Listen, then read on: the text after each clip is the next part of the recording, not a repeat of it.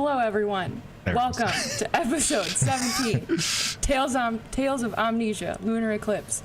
Last week, the group went down into a spooky cavern with a lady, and we found a really giant dragon with a 35-foot eye, and he drowned us in his eye fluid, and we saw people that we loved in his tears. The end. That's basically what happened. Nailed it.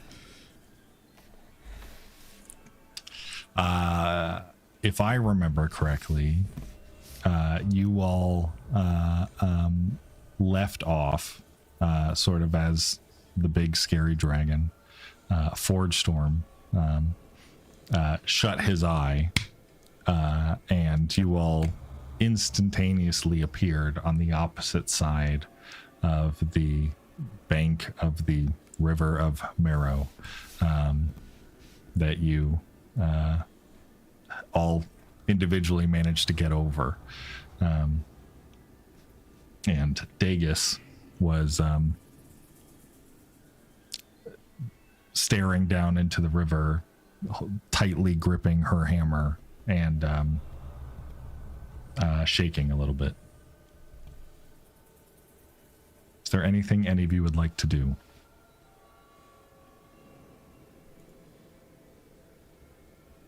If I remember correctly, Dagus was not happy with us. Am I misremembering? I don't know if it was directed at us, but yes, I do remember she was looking a little angry. And it may be at us. Yeah. Or maybe not. I would like to insight check her grip and shaking. I'd like to insight check the grip on the hammer, please.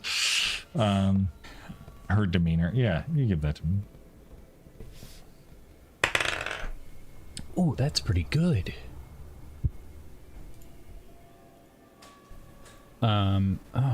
Why are you making me re-log in? Okay. That is a 25. That's a high roll.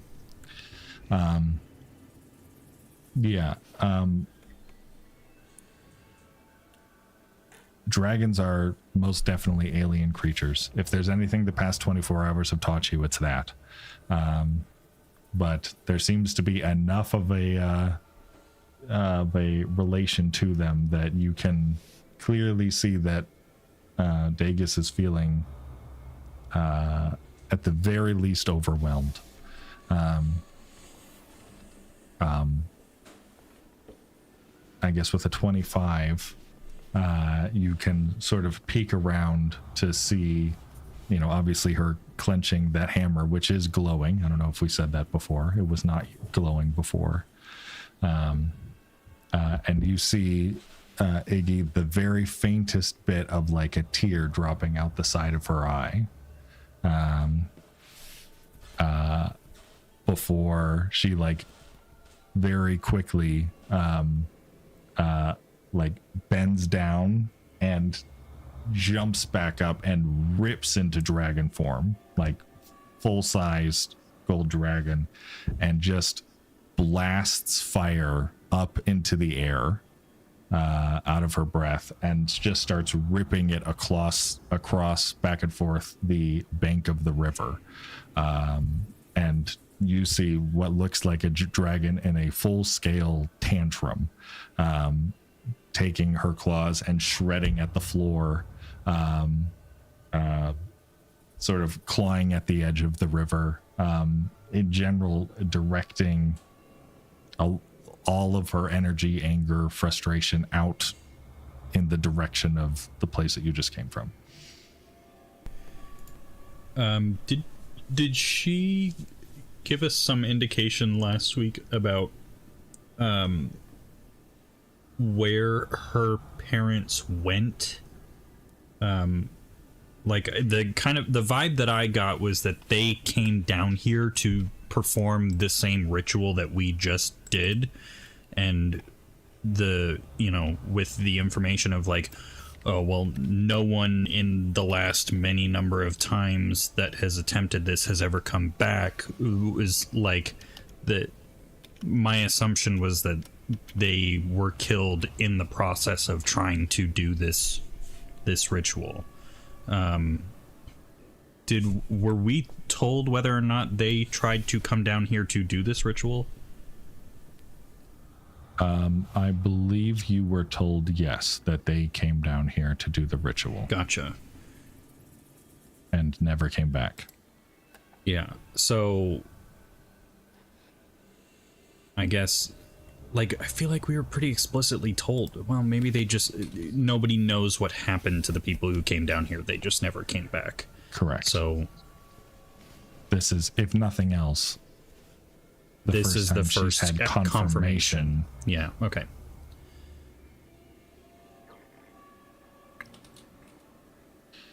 I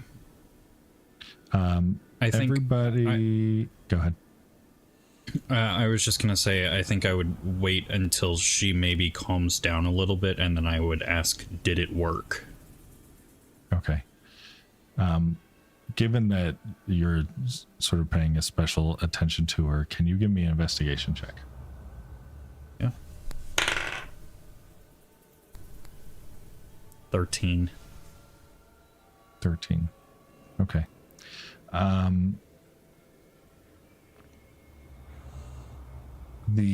She, exerts all of this energy, blowing fire out into the river, scraping at the ground and everything, and she eventually like pulls back, and you see her sort of like breathing heavy and whatever, and she looks down, and something seems to like catch her attention, like on somewhere on herself, and you don't see exactly what, but you see her sort of like reach up with a claw and pull at something, and you hear what probably sounds like a pretty terrible sound of ripping, and she rips something off, and you even see like several like drops of blood on the ground, and tosses it behind her on the ground, and as it like skitters on the ground and then eventually comes to a stop, you all see what appears to be a single very red dragon scale.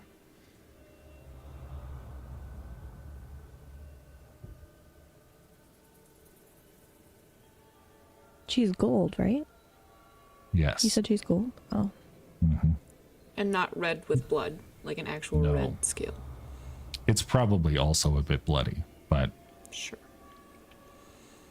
What color was Forge Storm? yeah, big Forge Storm. stone, like Okay. so old it was probably not perceptible. Okay.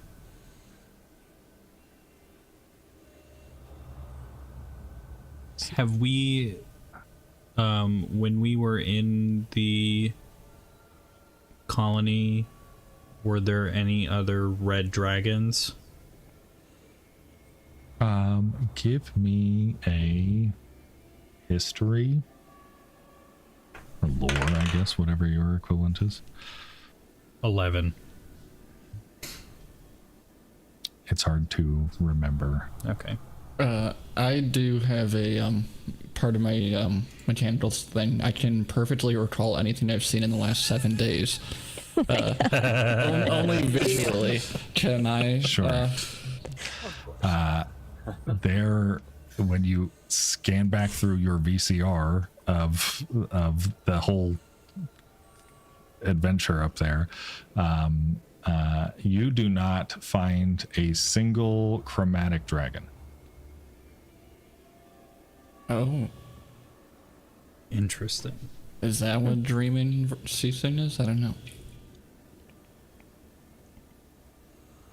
What was Blackthorn is a black dragon, right? That is, I think, what Hyoba has told you. Yeah. Okay. So none of us have had dealings with any chromatic dragons then. I mean, Black is chromatic. Okay, but other than him. Correct. Okay.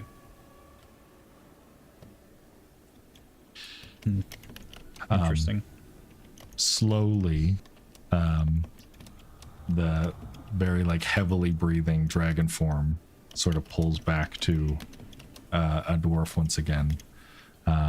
Now sort of like bent over on one knee, panting heavily with sort of the hammer down on the ground.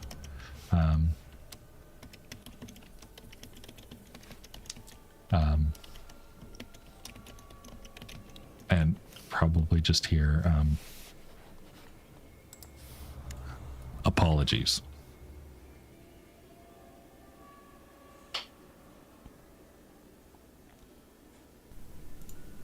I don't think you have anything to apologize for. We all handle loss in different ways, and we have all had to go through our own bouts of loss recently, so you're just another one of the club at this point.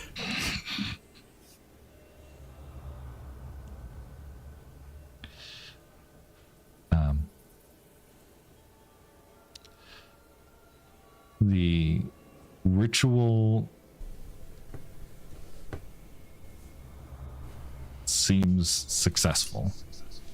You can see her like looking down at the hammer and like turning it over and inspecting it.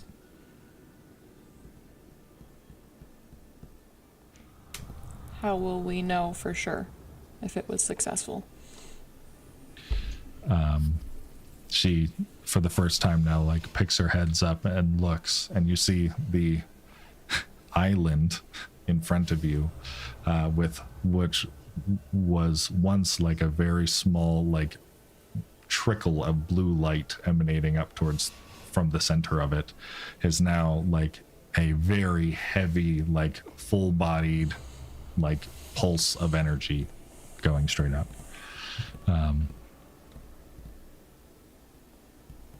Successful.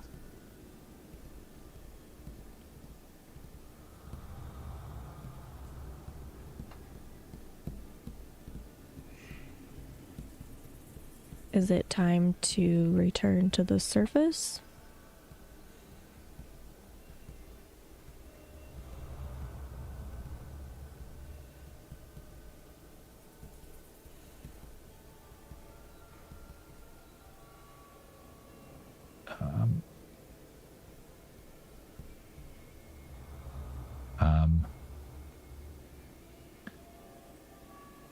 It is time to leave this place.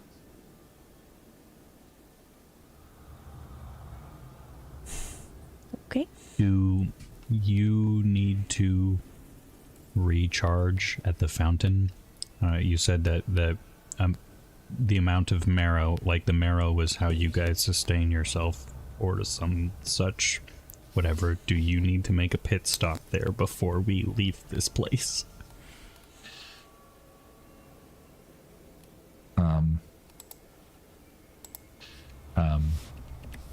She will feast with the splinters.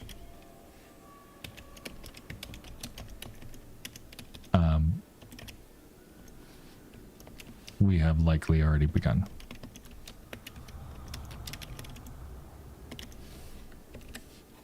And then slowly sort of like picks herself up and puts the hammer sort of like away in a small bag and turns around. You now get a bit more clearly seeing her face. With that 25 insight check, I'll probably give it to you, Iggy, that even for an alien dragon thing, she looks like dazed and almost a little concerned. And you probably catch her like flicking her eyes down and briefly glancing at the red scale on the ground.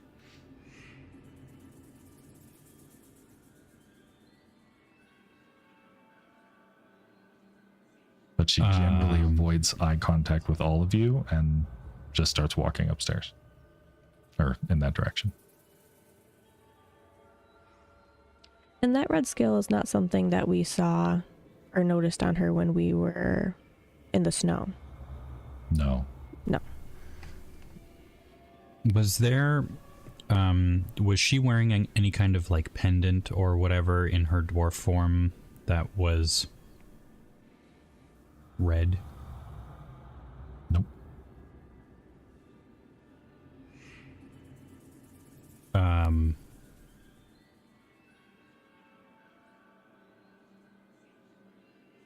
Okay. I don't feel like Iggy, have remotely the context to be able to ask anything about this. Does anybody feel like they have any context to ask anything about this?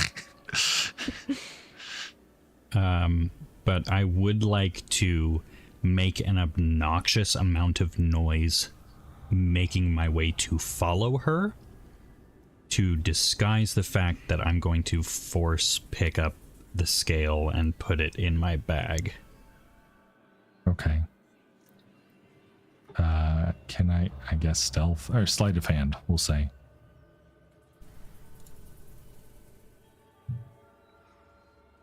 I get a bonus because I'm trying to disguise it actively. By sleight of hand, that is sort of the definition of that.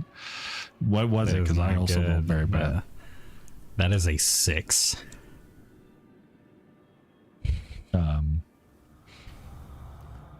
Okay. You didn't roll that bad, I take it. No, I didn't. You force pick up the scale and you put it in your bag. And she doesn't do anything. She keeps walking.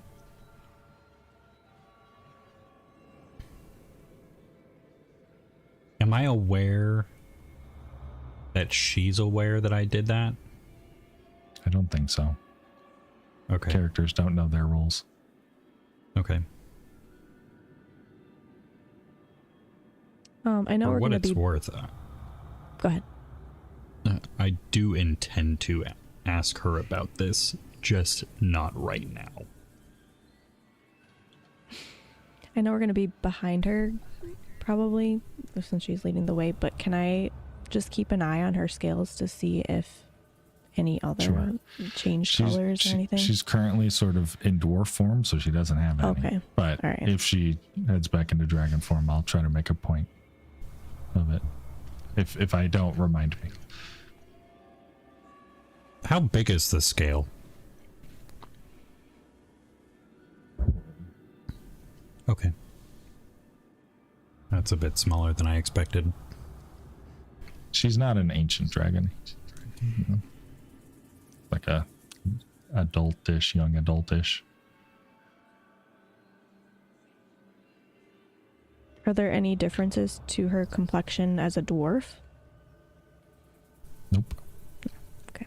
She's maybe a tad bit paler, I guess, if anything. Okay. But you don't think that has anything to do with this? Might have more with seeing her dead parents in crystals. All right. Other than walking back to the surface, are you guys trying to do or talk about anything on the way? She doesn't make any stop at those rots that show our dead people. You were teleported beyond that. Oh, yeah, my bad. Okay. Could we see those from where we were teleported to? Or was that so deep within the island that we wouldn't have line of sight? The island like kind of went up and then back down, so it was. And they were in the valley. Island.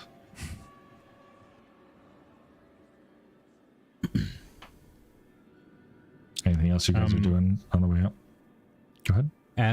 As we're headed out, I guess I'm like curious as to whether or not I can tell if the entire cavern is composed of the Jormungandr massive dragon. Like the scales and whatnot. Yeah. No, your general perception would be that off the island things are a lot more normal. Okay.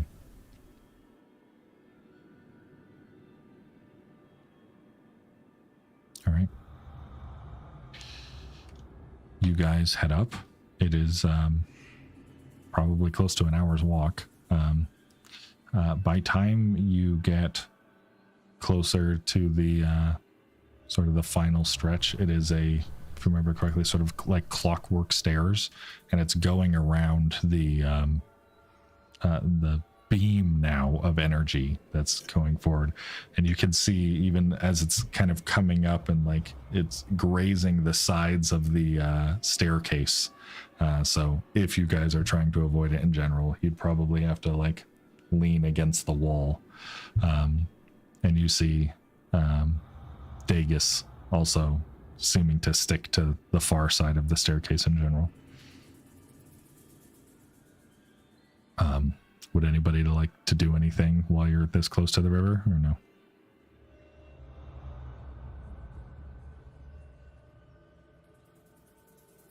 Playing it safe. Fair enough. Yeah, last time I sent my Omni into it, it didn't seem to like that. You sent it into little baby string. Yeah. Yeah. As you near the surface, you all hear a sound that's probably hard to identify from a distance. But as you get closer and closer, it maybe becomes even less identifiable. You hear the sound of animals, as far as you can tell. Any number of animals. You hear birds, you hear dogs, you hear bears, you hear humans. All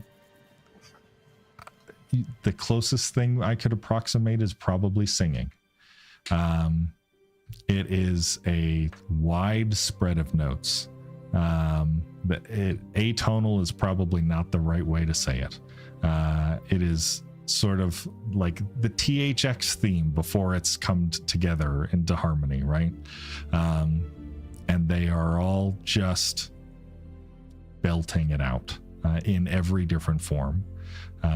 As you finally climb out onto the surface and look around, you see sort of dotted all throughout the town, definitely more down towards the center, but all around, standing on top of various rooftops and looking up and towards you. And you see this beam of blue energy now flowing up into the crystal that's hanging above this entire sort of ceiling, and just radiating like blue energy like throughout the whole space.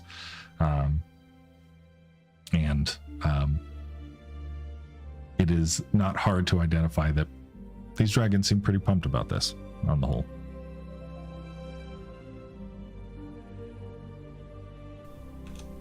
Does what's her name who's guiding us, does her expression change when that comes into view? Give me an insight check.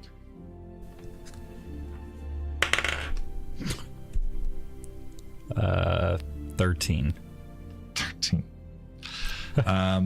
You don't notice anything about her expression necessarily. I will say, even with a 13, you notice right before she like comes up into view, she pauses for like half a second, and you see her like straighten her back a little bit and then walk up the last few steps. Which that I'd also like to watch the other dragons as this moment is happening, because I feel like this is a notable moment in addition to just the fact that obviously that's the giant fountain of marrow, but no one has come back up, is my understanding. Right. Yeah. As you all sort of like emerge into view, there is maybe more of an increased volume, not necessarily of harmony, when especially Dagus comes into view, as all the dragons are celebrating together. Dagus, in her dwarf form still, looks around and sees all of the dragons, just takes a second to take it all in, and pulls out the hammer and holds it up into the air, before reaching it out now over the rushing flow of marrow coming up, and you can see her dip the hammer end and a big like chunk of her like forearm and everything, and the hammer that was already glowing brightly starts glowing brighter and brighter and brighter, and eventually she you can see her expression is even for a dragon, she's wincing a little bit.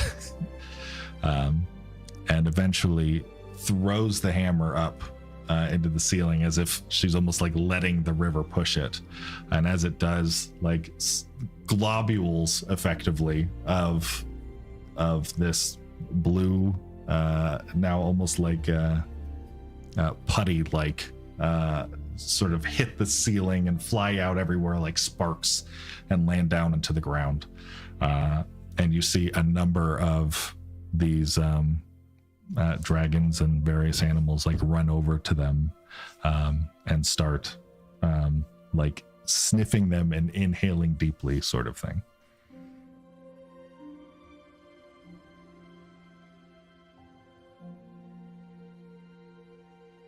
Is anything happening to the animals after they inhale and sniff?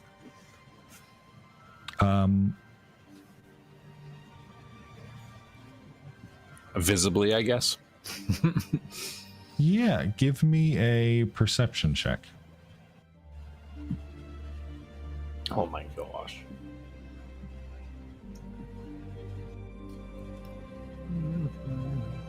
Eight. No. Okay, perfect. Nice. Okay.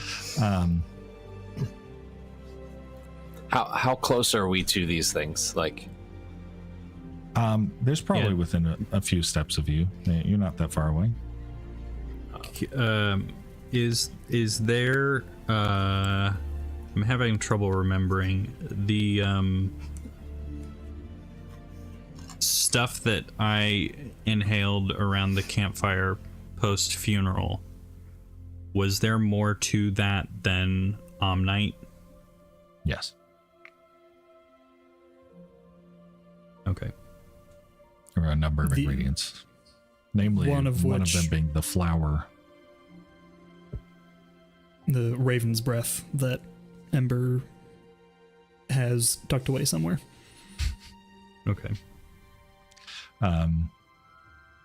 As this is all sort of happening, Dagus sort of looks over all of you and then looks towards Hyoba and reaches a hand out.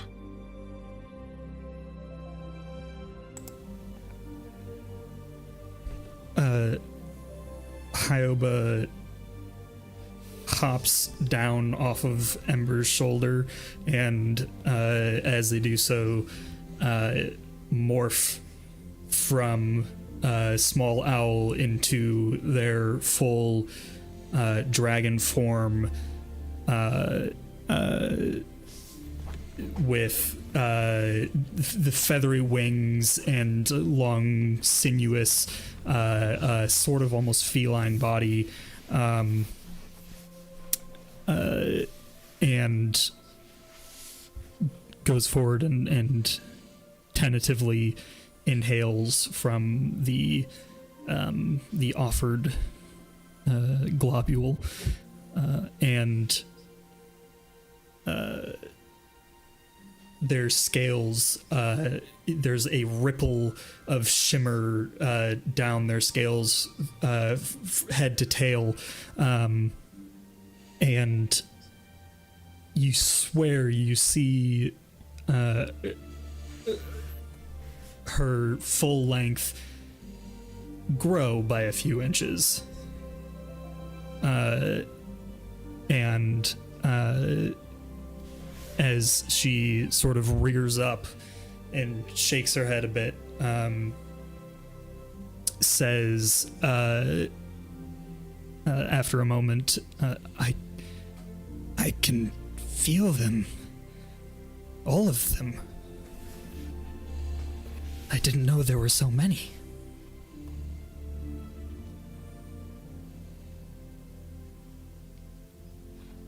Can you feel all of them, as in all of the other dragons that are in the room, or beyond that? All.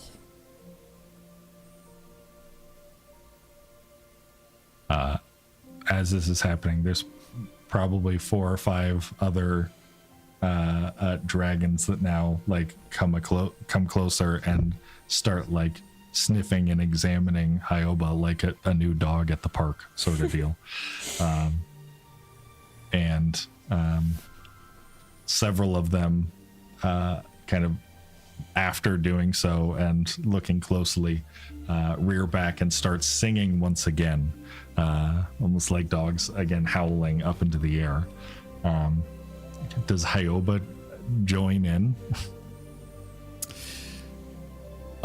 Yeah, I think in this moment they would join in, just in sort of the rush after having consumed this energy.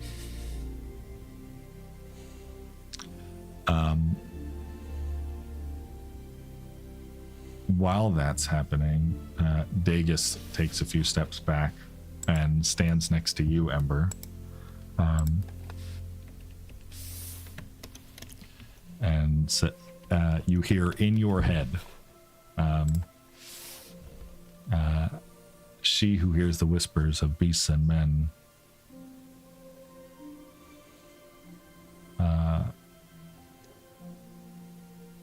has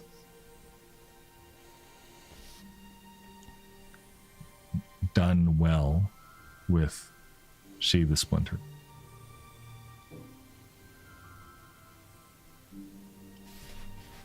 I think I would just in my head respond, thank you. I love her very much.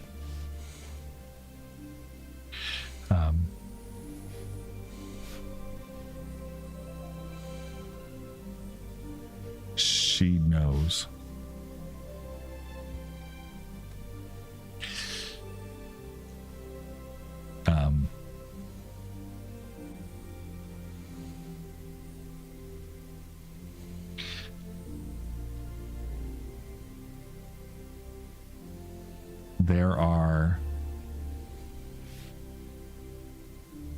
There are some things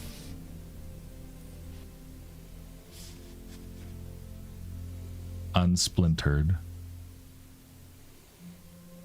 cannot offer.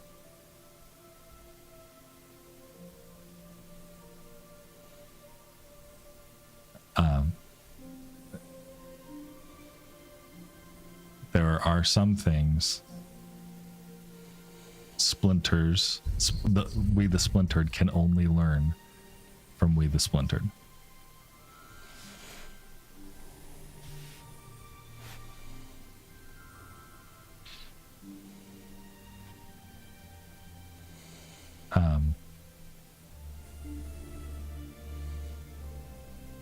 She the Splintered has much to learn.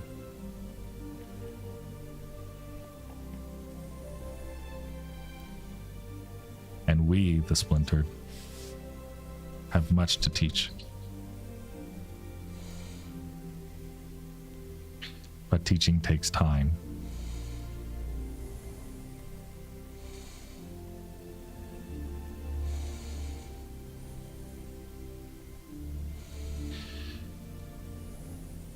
will she who hears the whispers of beasts and men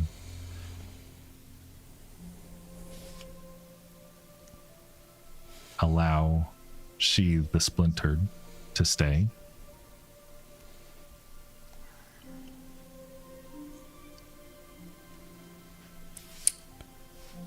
I think Ember would sit on that question for a minute.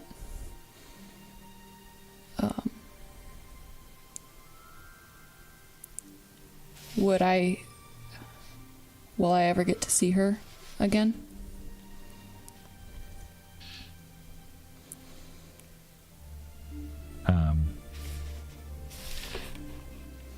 She the Unceasing has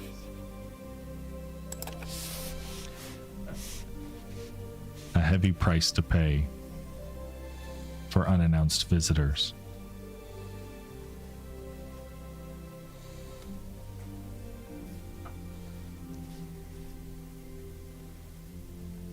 She the Unceasing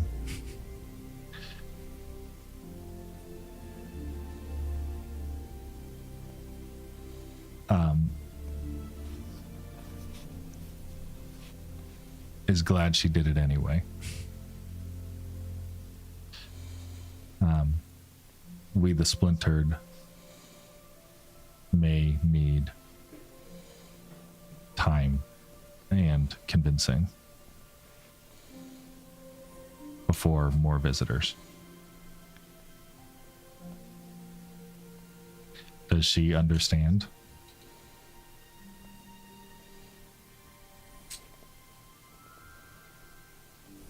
Yes, I do.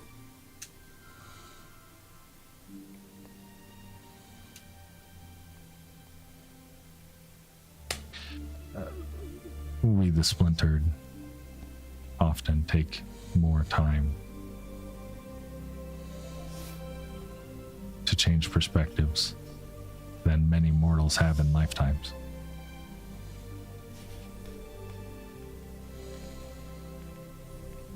I can do my best. She can do her best.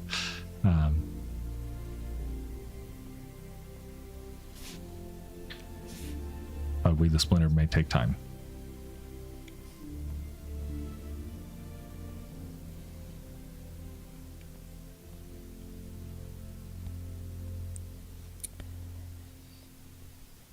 If I leave her here, can I trust that you will keep her safe?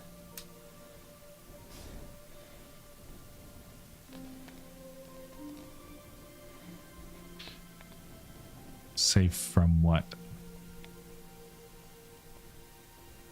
Harm? No.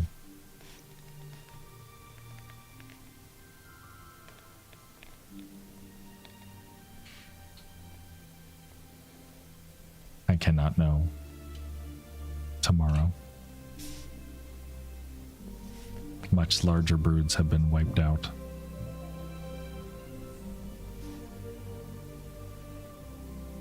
But she the Unceasing can promise she who hears the whispers of beasts and men that she the Splintered will not die before she the Unceasing does.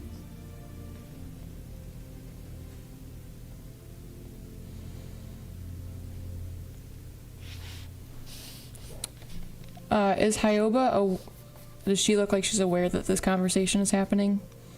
Or is She's she oblivious. Okay. What is she doing right now? Singing poorly.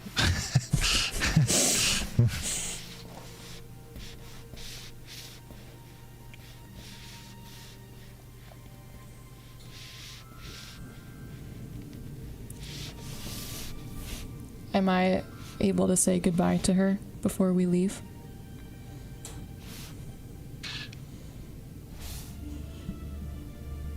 Yes. Okay. She would prefer it. I knew the moment we walked in here that this is where she needed to be. But I was really hoping I was wrong. She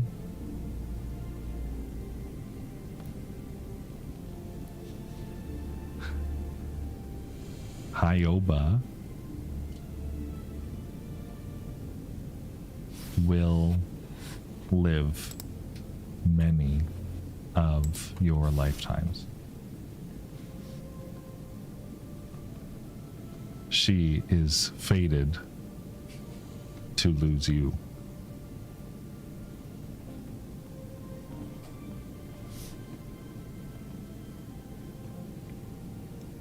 But she doesn't need to lose family.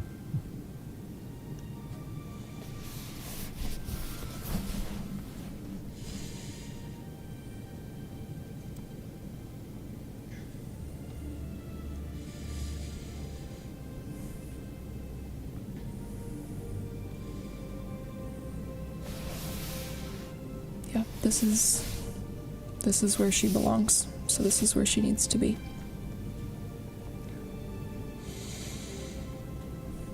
She nods her head a little bit and takes a few steps away and seems to be communicating with other dragons.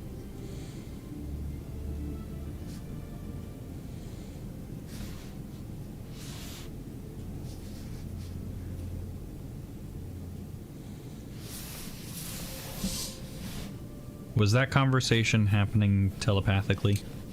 Yeah.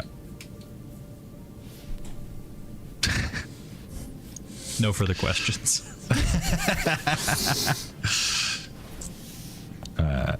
Would anybody else like to be doing anything during that conversation?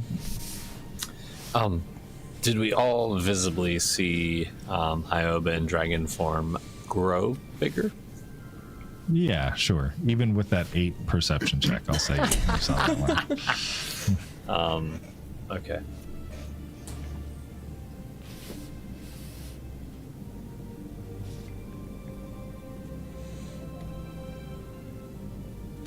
The globules.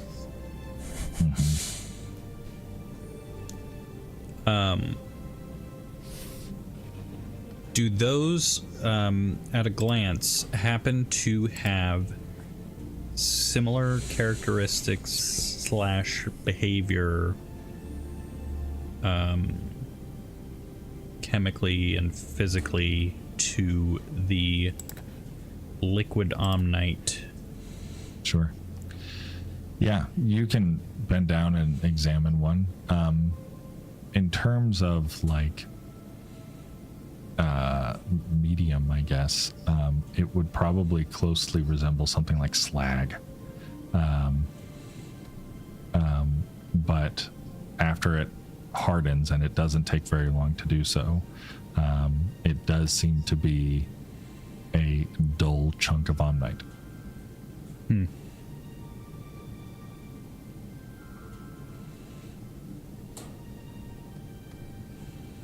Marrow.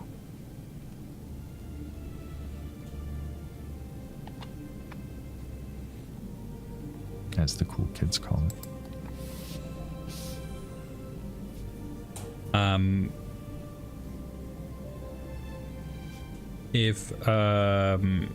Can I, are there like, is it constantly raining down globules? No, there was just sort of that initial hit.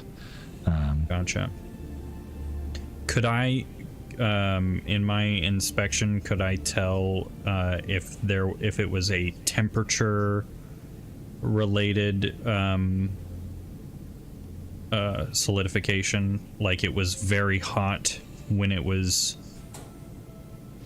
slag and then cooled off to it doesn't even from like getting down and looking at the piece as it's solidified, you don't even feel heat coming off of it necessarily. Okay.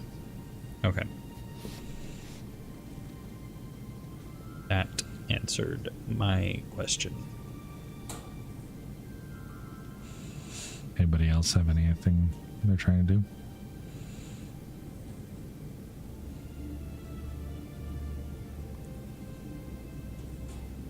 All right. Yes. Okay, go ahead. Can I pick up that globule Sure. and Yeah. toss it back into the fountain? Yep, you toss it in. You probably hear like a ting, ting, ting as it starts falling down an extremely long hole that you just climbed out of. But you don't notice any reaction necessarily. Okay. It doesn't like shoot up a few seconds later, now liquid again. Nope. Okay. I'm a scientist, fascinated with Yeah, I Omni. understand. I've got to test this Yeah, stuff. for sure. All right. When am I ever going to have this opportunity again? A few minutes later, Dagus comes back, and she has a small, well, not small, small in number, not in stature, fleet of what appear to be adult dragons behind her, all metallic. And she speaks out loud to all of you. As promised, we, the Splintered, can bring you passage to wherever you wish. We, the Unsplintered, wish. This is tricky, I'm telling you.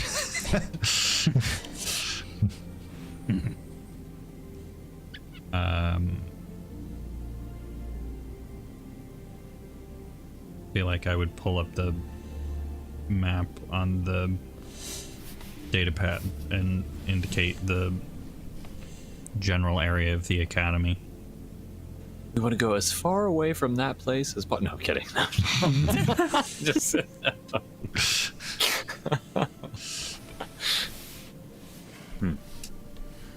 That should not take long.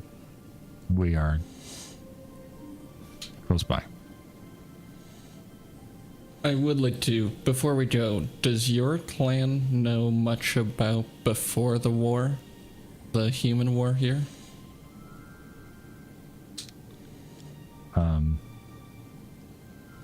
Roughly 1,000 years ago.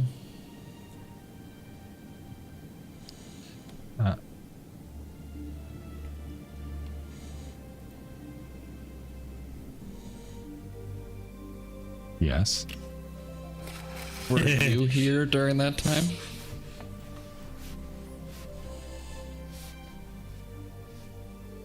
We, the Splintered.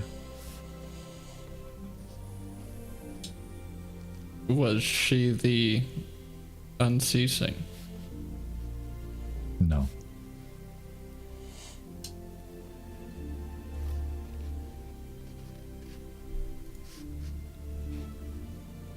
Do you have written histories or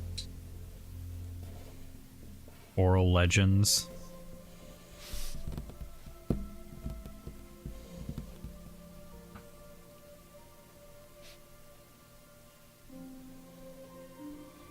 We have stories.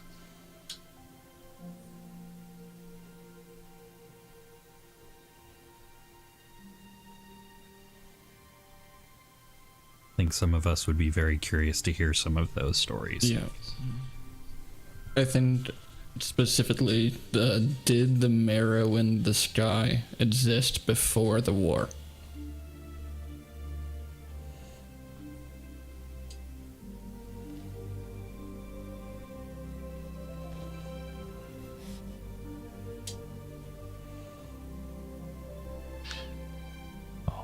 Trying to figure out the right way to say this.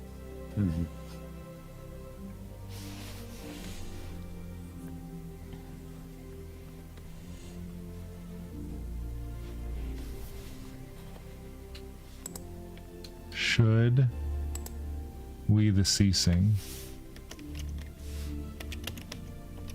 Unceasing? we, the unceasing, be victorious, it will not matter.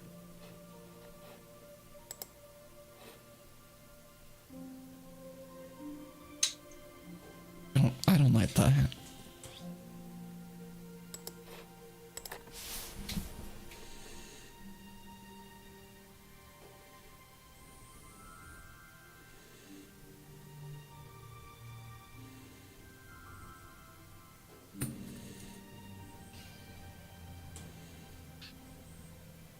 She promises it is preferable.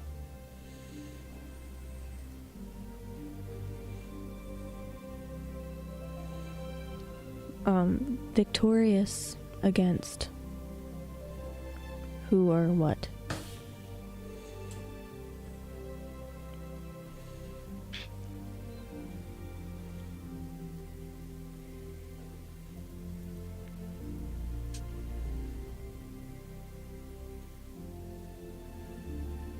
Um, um,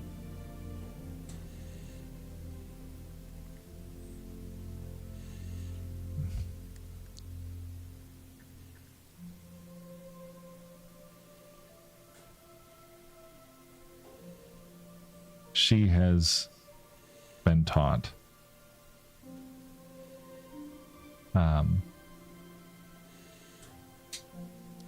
that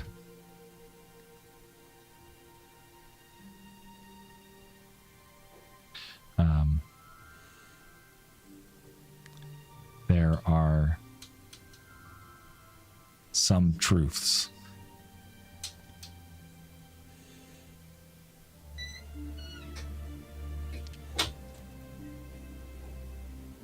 that unsplintered are best protected from.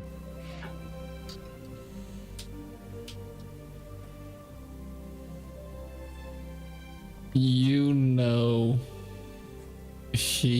the whatever reckoners came from space.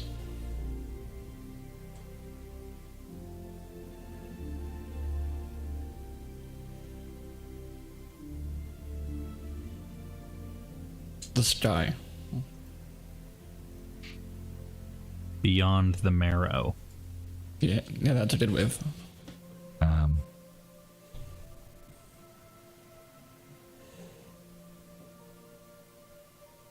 That is uncommon. Yet here we are.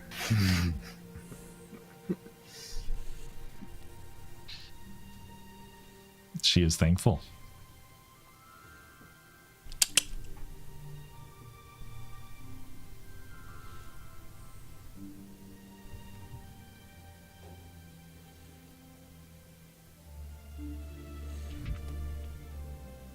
Hopefully that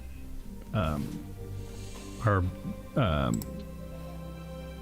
participation in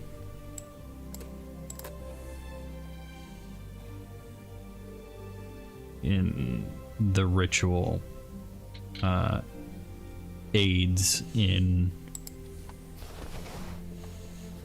the altering of public perception about visitors. She is hopeful.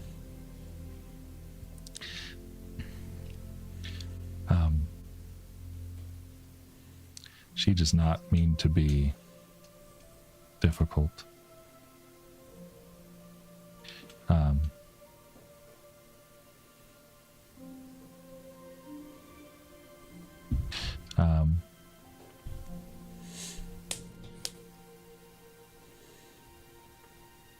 Teaching an ant the intricacies of your wars will have little impact on their outcome, and only serves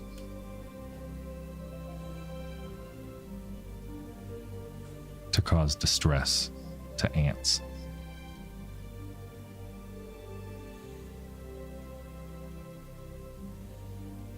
Are we I wish the she ants? wishes to spare you that distress.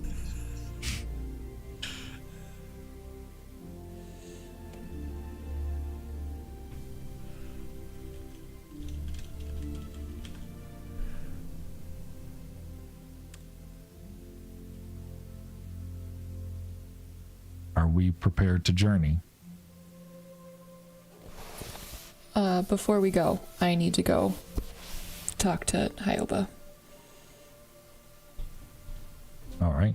Do you say that out loud? I think I would just say, like, hold on, before we go, I need to do something. And then would go All right. find Hyoba. Is Run she off to still Hyoba.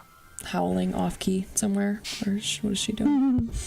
I think I was probably stopped howling off key, and Now is she's just on sort of, key. Yeah, no, just sort of sitting and observing. Does she look... How does she look? Does she look happy? Does she look scared? Because she's usually always on my shoulder. So I don't often, I feel like, get to just observe her Especially in doing dragon form. something. Right. We'll say, give me an insight check with advantage, since you know her so well. Okay. Although maybe not in dragon form, but still.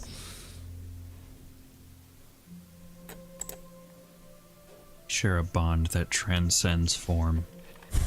Yeah. I got an 11 with advantage. Yikes. Yep. It was brutal. She looks more vibrant than before.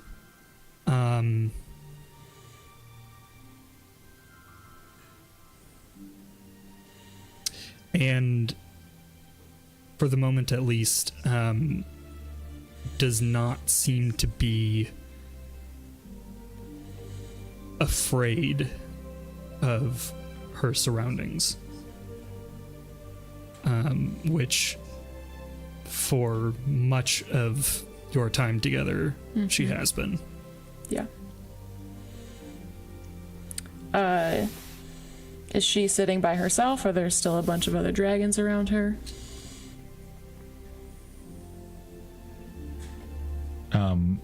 There's dragons around, but they aren't necessarily like one-on-one with her right now. Okay. I think I would go and sit down next to her and say, this place is pretty amazing, huh? I have not seen so many of my kind since I was very small. I know. Is this overwhelming to you, or is this exciting to you? Both.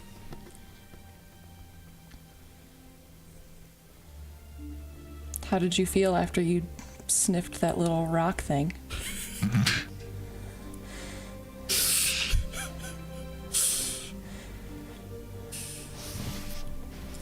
More alive than in years. You know that's And- right. And not alone.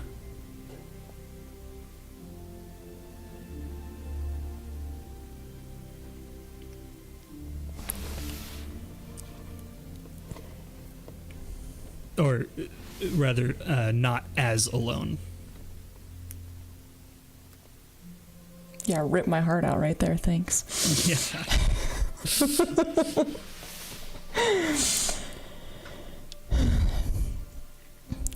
I was talking to Dagus earlier, and she thinks that that you would really do well here. Hyoba immediately tenses, and her tail begins to flick back and forth a little bit.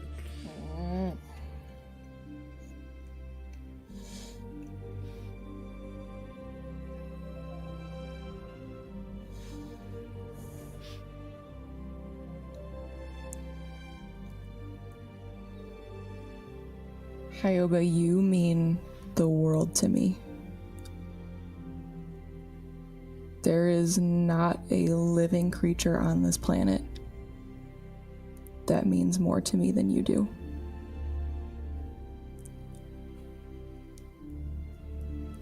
And because you mean so much to me, I have to not be selfish. And I need to do what's best for you. The same way that you did what was best for me and Aegis, the night that you saved us. You were so brave and so unselfish.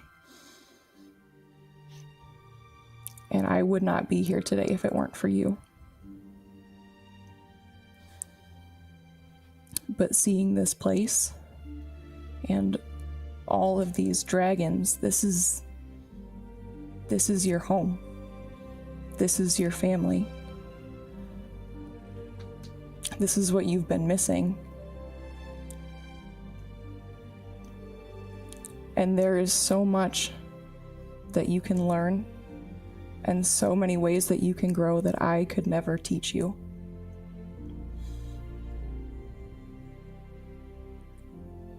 I don't know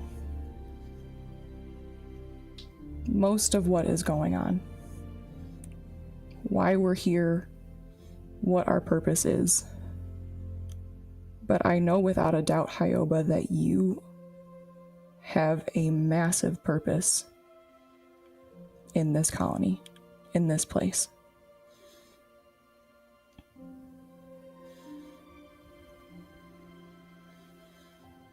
They will let you stay?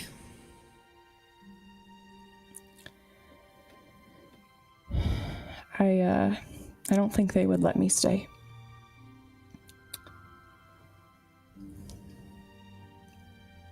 It seems like this is a pretty tight-knit community. And since I am not... Go ahead. I do not wish to leave you.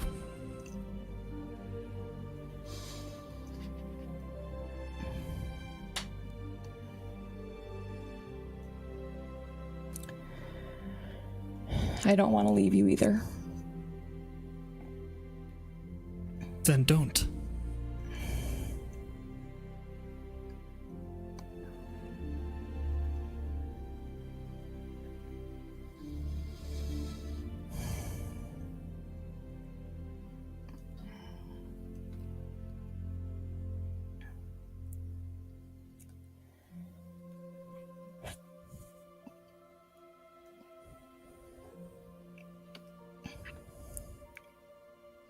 You said you haven't felt this alive before.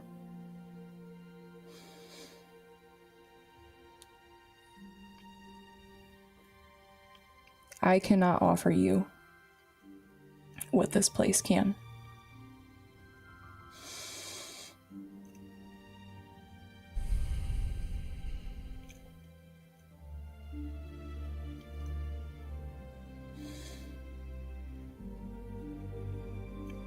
Nor can they offer what you can.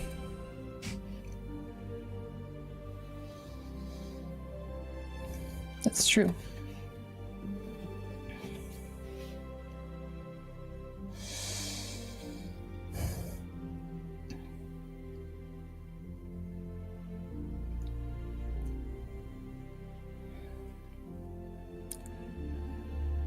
I know I would give anything to have all of my family back. to have people who understand me and know me and have similar abilities and experiences.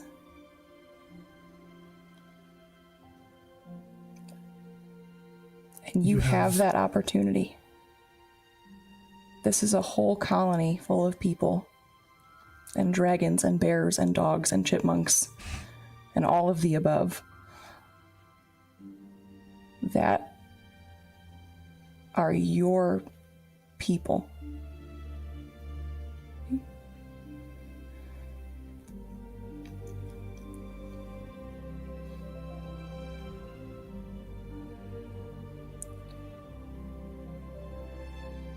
If you leave, I will find you.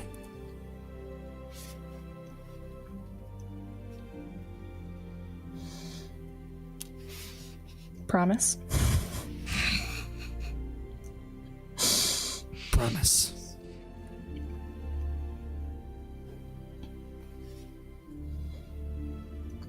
I know, Dagus seems to be a little strict on the visitor policy, but I'm hoping we can work something out.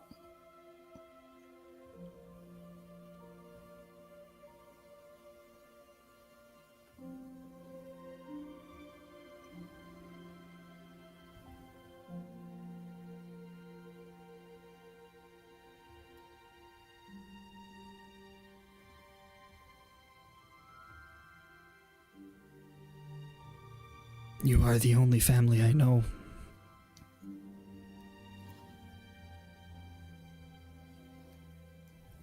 And that goes both ways.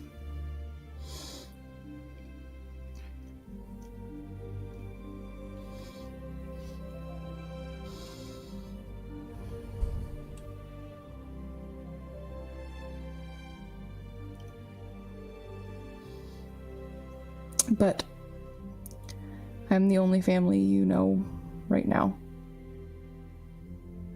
You have a whole lifetime of getting to know so many new family members that you never knew you had.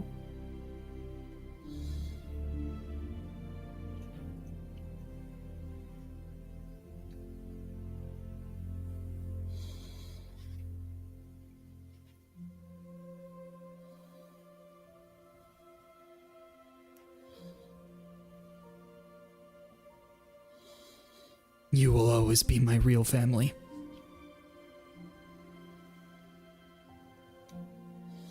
I know. And you will always be mine.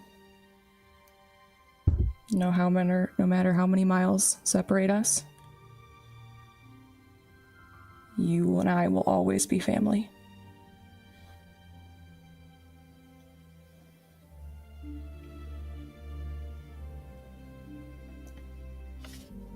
I will find you.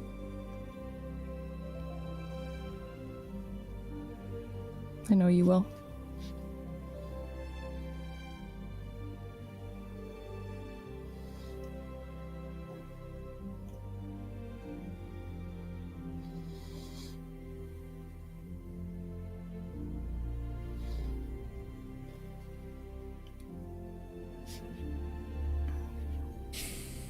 All right.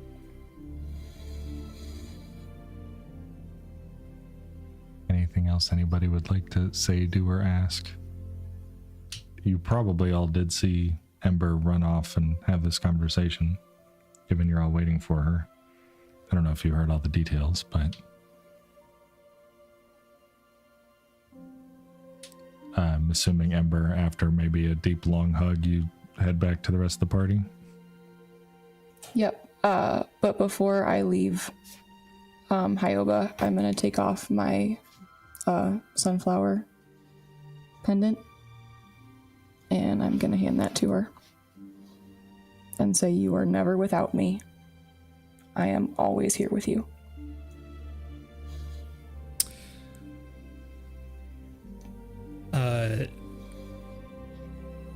She transforms into Rising Dawn.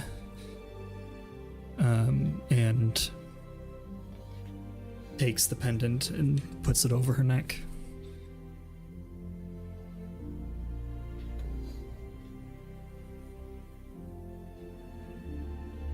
I will keep it close.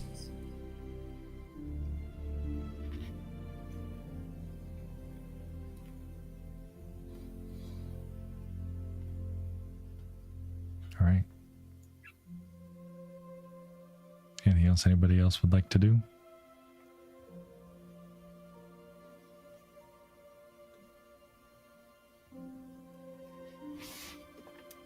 All right. A number of relatively large adult dragons all lean downward and put a wing down as to be easily climbed on top of. I'm going. I'm booking up the wing. I'm very excited right now. Great, Laura's I think very you'll need excited. I will not be the first one up. I was the first one to try this before, and it did not. I completely misread the situation. I will not be doing that unless explicit permission is given. Alora, you run up and jump up onto the side of the closest dragon to you. Give me an insight check.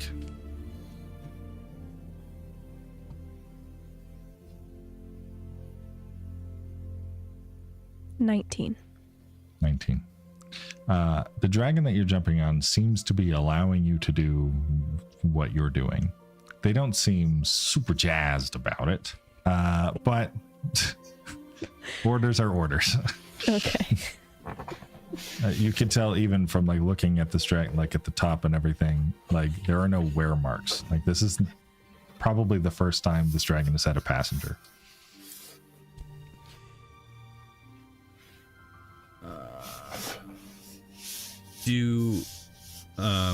At a glance, can I tell if any of these dragons have a red scale similar to Give me that investigation. other one? Yes. 16. 16? Yeah, 16. Not a red scale as far as you can see. Okay.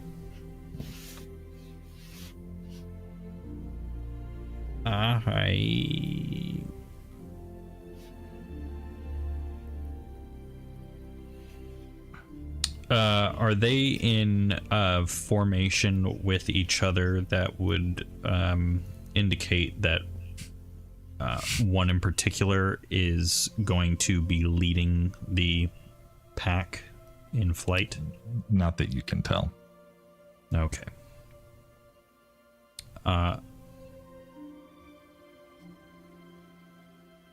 I will go up to the side of Dagus.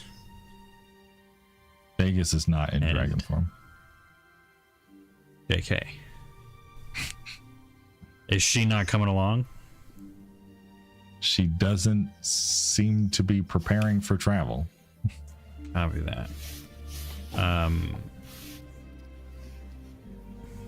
We can mean a lot of different things here. Yeah.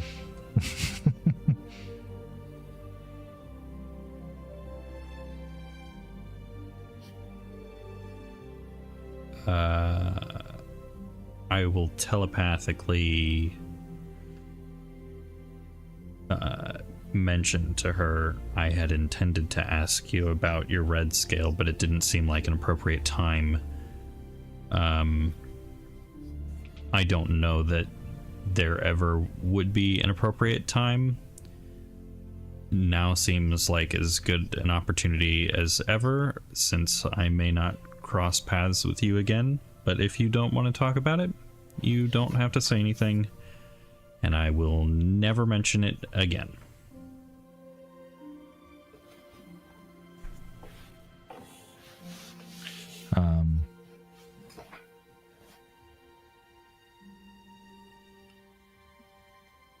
I did pick up the scale for research purposes.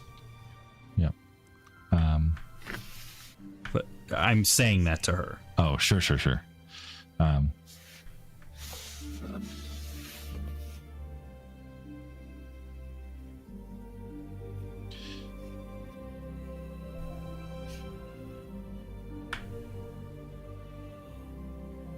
um,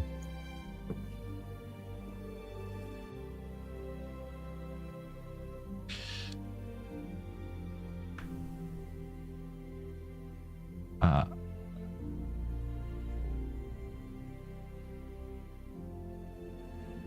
okay. Just try to figure out how to do this. Our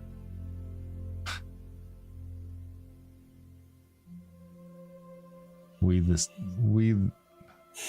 unceasing have fought a long war.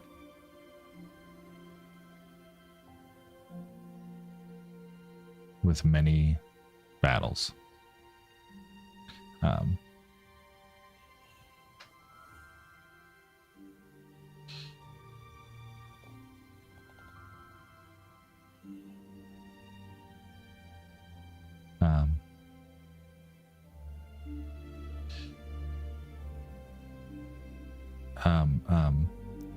He who let the stars burn has witnessed a small victory.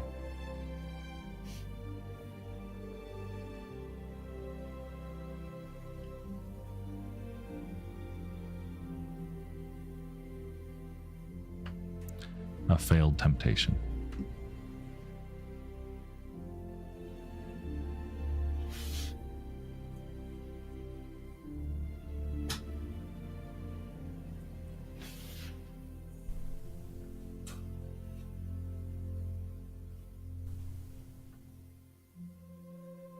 Thank you for sharing. Anything else anybody would like to do? Before we leave, can I grab one of the globules and just put it in my pocket? Sure.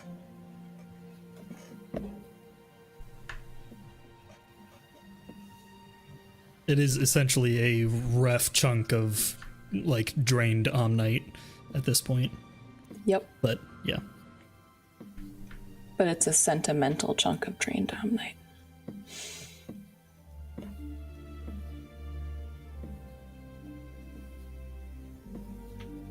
I'll get onto a different dragon's back, since what's her name is not a dragon. Okay. That one. Are you hoping to be on the lead dragon? No, I was trying to figure out if I was going to be able to have that conversation with her on the journey, and Gotcha. if someone other than her was going to be in the lead, I wanted to be in front of her to have visual contact.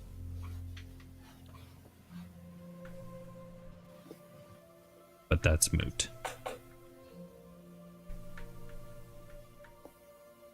Do you all jump on dragons? Absolutely.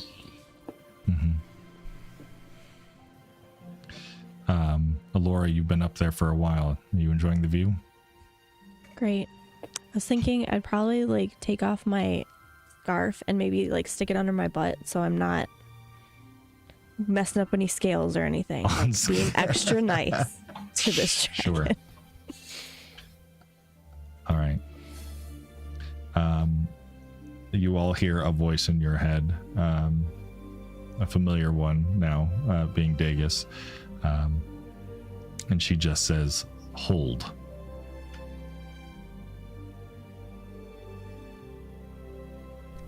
Holding on.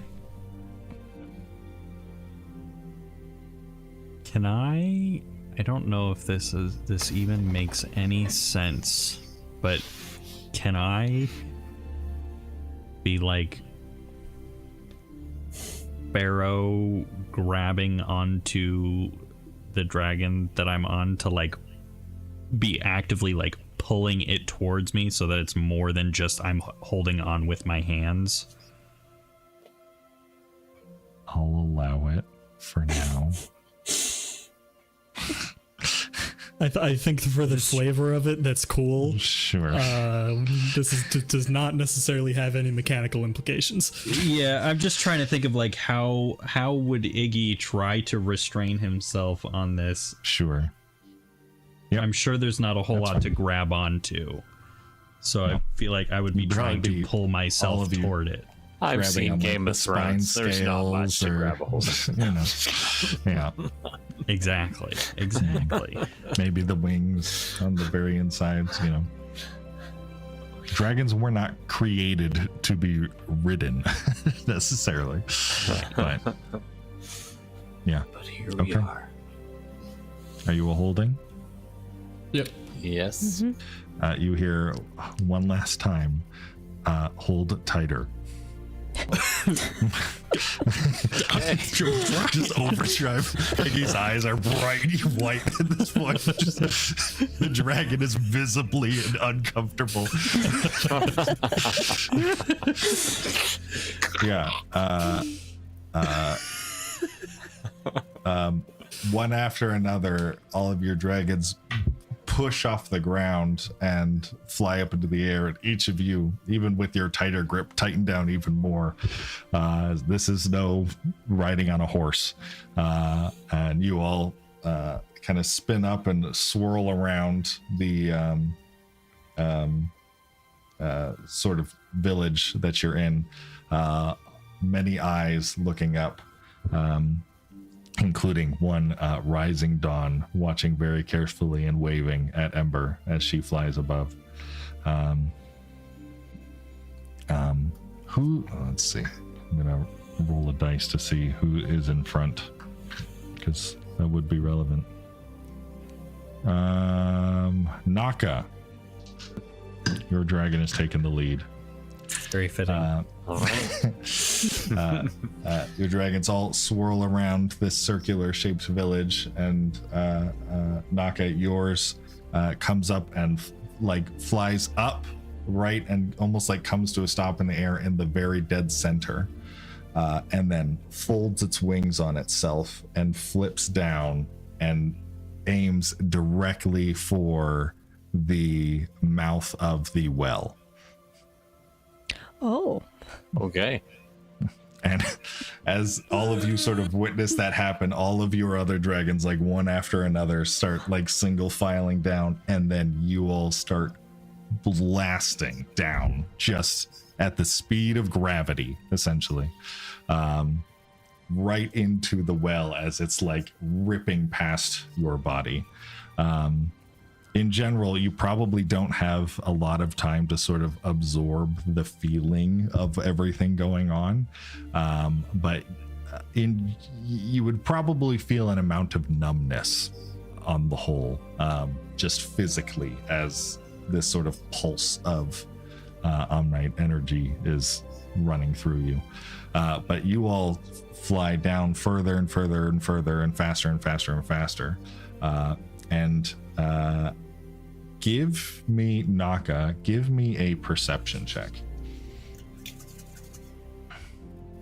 Oh, I forgot I had different music for this. Oh, yes. 22. 22. Wonderful. 18 on the dice. Yeah. Naka, you notice a couple things. The first thing is the dragon very slowly, once you get past the stairway and sort of the tunnel widens a little bit, you see your dragon sort of slowly pull its wings out, and this very much like straight dive down that you were looking at, you watch, and with a 22, you notice the actual like cave tunnel that you were looking at straight down.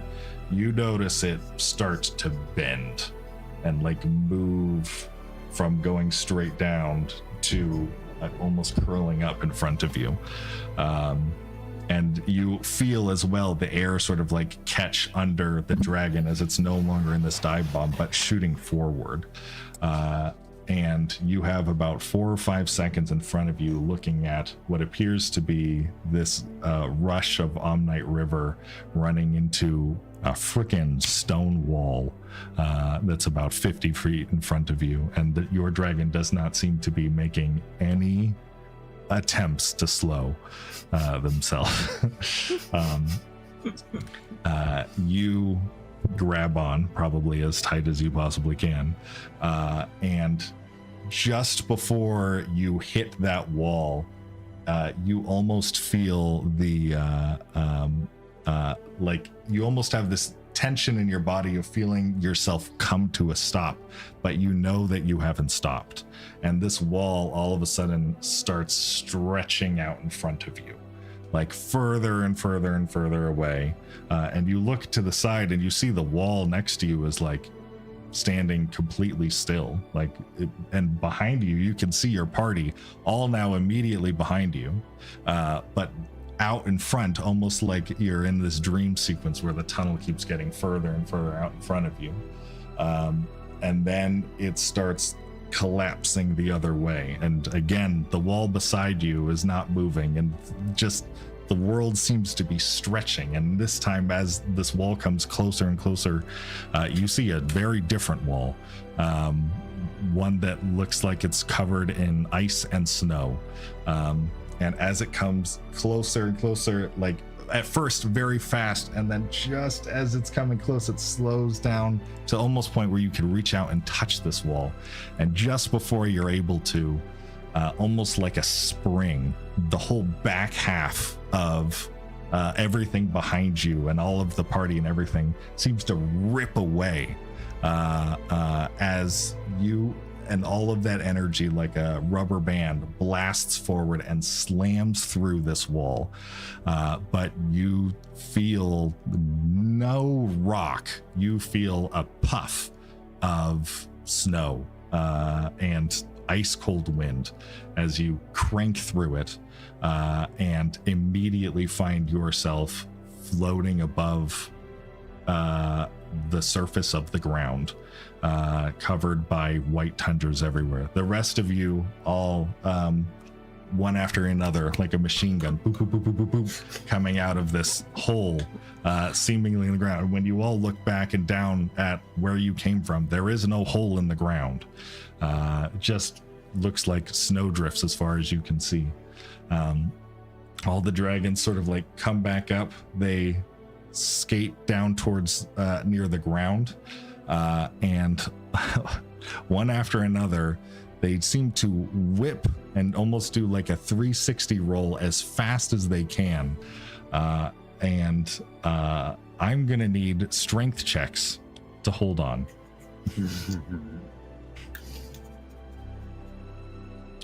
Iggy, for the fun of it, I'll give you advantage on this because of your 13. Fail. 5. I also got a 13. 18. Fail. Oh gosh. Is my strength still decreased by 1? Yes. 11. Fail. All of you, one after another, are very intentionally ripped out and off of each of these dragons. All of you tumbling in the snow and rolling over head over heels. And each of the dragons skate back up into the air, and then very precision slams back into the same spot of snow that you all disappeared into. And a few seconds later, you are completely alone, sitting in a tundra. Can I get a perception check?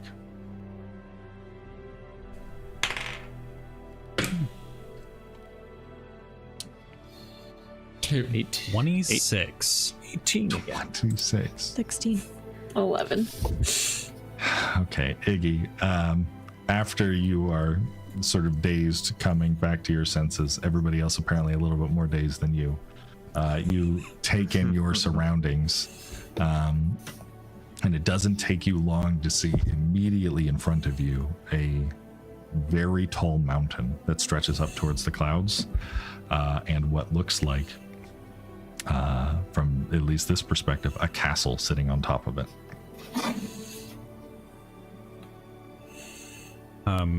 Have I seen any images of the Borealis Academy? I don't think so. Okay. Would your fear know what this looks like? Probably, actually. And he would probably correctly identify it as the Borealis Academy. Okay. Which, as Look. far as any of you knew, a number of seconds ago, you were probably 100 miles from it. Mm-hmm.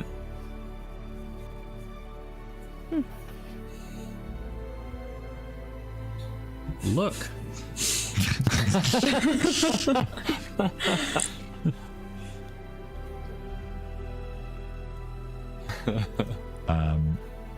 About 15 seconds later, you all hear a loud sort of slam and turn around to the same patch of snow that you all emerged from, and see a huge form hurtling through the air, so like toppling one after another, and eventually slams into the ground just a few feet away. And you see, just as useless, just as broken, just as burnt to a crisp as you last saw it, your speeder, now sitting in the snow. I was going to say, man, it's a shame that we don't have our speeder. Upon closer inspection, you do find it is not entirely untouched, that there appear to be several bags sitting inside the speeder. Like fabric bags. Ooh, let's go look. Let's go check out. All right. So, Alora, you run up to one of the bags, open it wide, and the first thing you see and smell is a now slightly older severed human foot on top of a handful of branches and some rocks. I had a feeling. Breakfast. Thoughtful breakfast. Ooh, okay, I'll set it back down, I think. I'm not going to carry that around. I would like to be taking a look at whatever that thing that was freezing over and preventing the speeder from working properly, to see if it's Okay. It's also where this thing just fell like 40 feet and landed not pleasantly. Even if you fix that. And it was also burnt nearly to a crisp by Dagus. Oh, right. So Yes. it's probably not going to be functional. Okay. Is there a clear pathway up to the academy, or is it just all snow? There does seem to be a path that you can see headed in that direction. Although you're going to be climbing a mountain. It is not going to be an easy walk. Okay. Does do our data pads have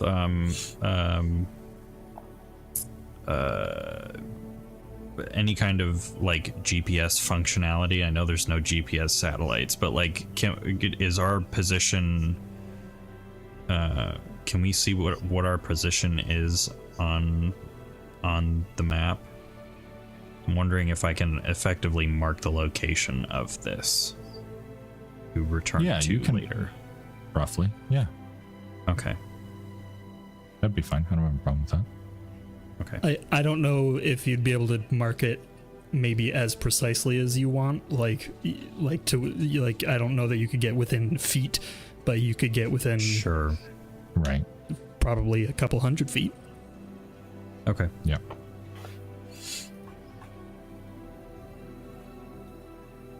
So we walk in? It does fortunately seem to be a relatively clear day. It is about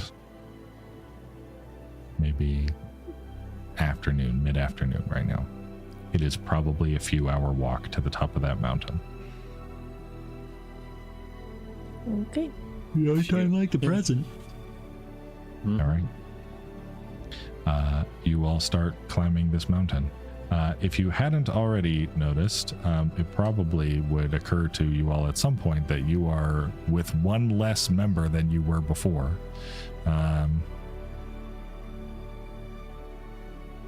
one being an owl. Is that going to come up in conversation? I'm not going to bring it up. I wouldn't bring it up either.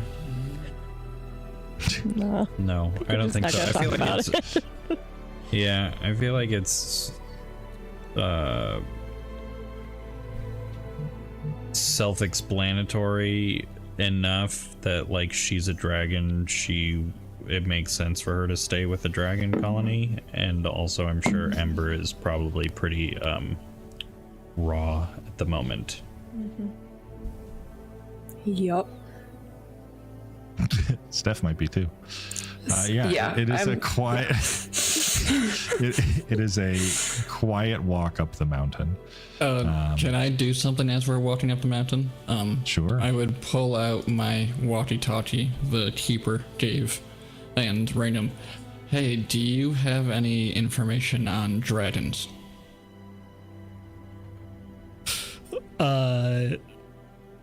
I think he probably just starts like dumping the player's handbook or the monster manual on you. Their AC and their stats. Do the word. I would after a while. Do the words splintered, unceasing, dreaming mean anything to you? Hold on.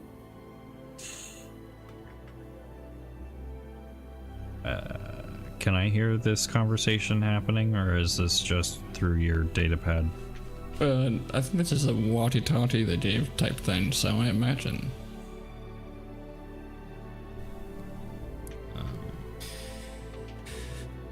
feel like I'd also like to ask if there's anything special about red scales.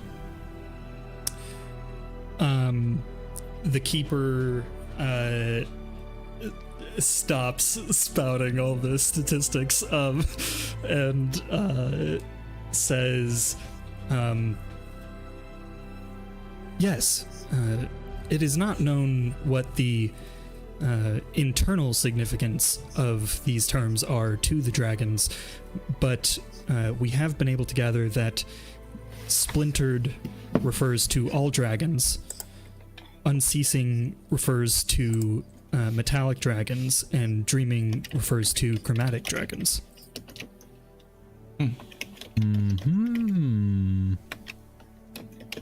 Can a metallic dragon transform into a chromatic dragon?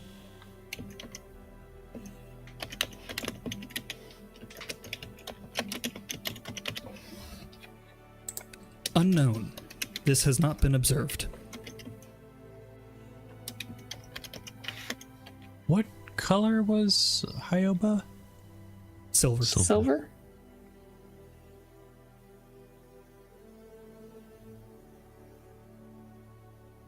Are there any other questions anyone has about dragons that we didn't ask?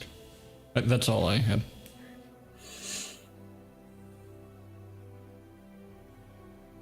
It looks like it's processing. Yeah. Is there anything unique about red dragons?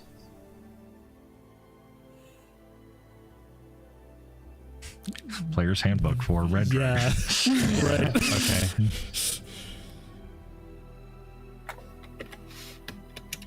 Yeah, they breathe fire and are thought to be perhaps more aggressive than other types of dragons, although this is unsubstantiated.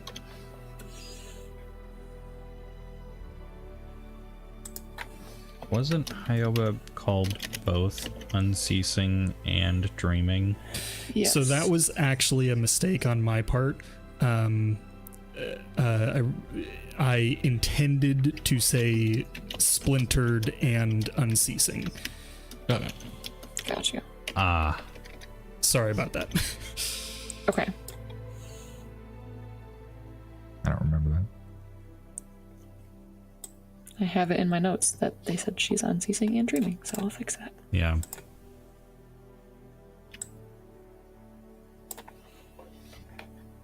It caused great confusion with my theory crafting.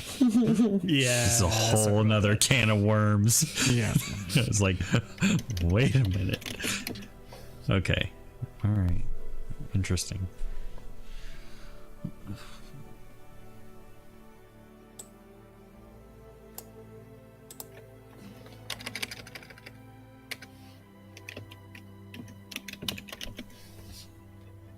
All right. Well, if there's nothing else. Oh, okay. We.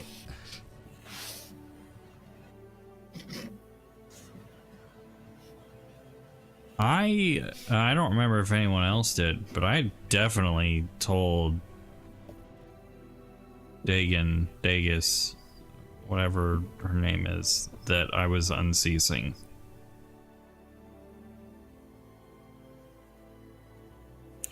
Yeah, because after So there must be some other meaning to it, and of course the keeper said we don't know what the internal meanings within the society are, but there has to be some other meaning, because Or we just side with them. yeah.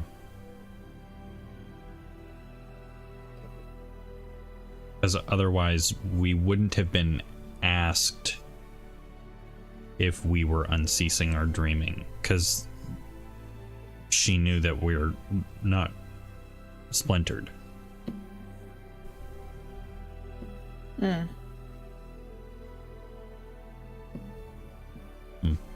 Cool.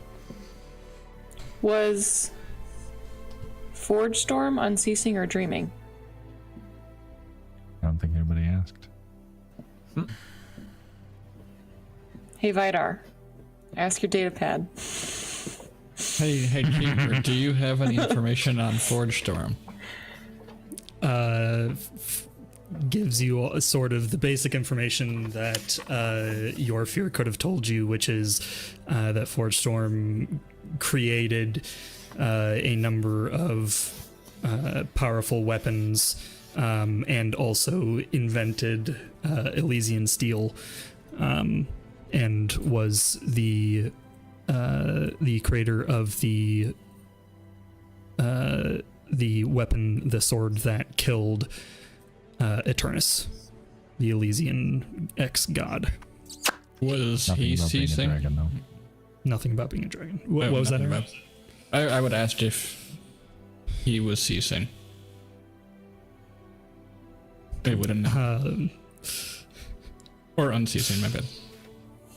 Well, if the keeper doesn't know that Forge Storm is a dragon, it does not. I am happy to reread the lines that Forge Storm told you. I don't know if it'll give you any more information on that front, but Sure, read them. what he said, he had two chunks of lines. One was unintelligible, the other one I was muted for. So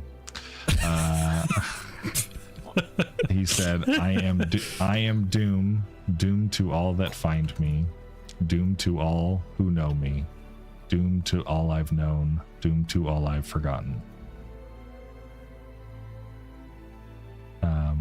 And then later, only hearts that know darkness can witness the colors of sunrise. The truth of light is sharpest from the depths of the well of grief.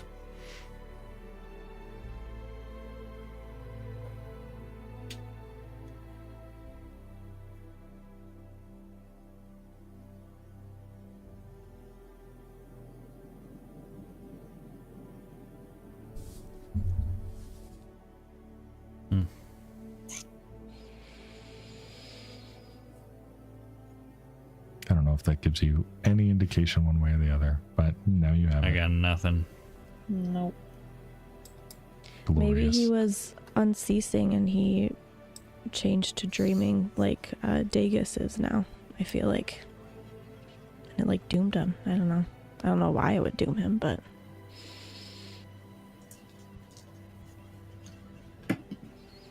at dinner on Tuesday. I forget, Aaron and I were talking to somebody, and I said our goal with this little dragon adventure was to introduce our players to the dragons and really understand their flavor without understanding anything about them.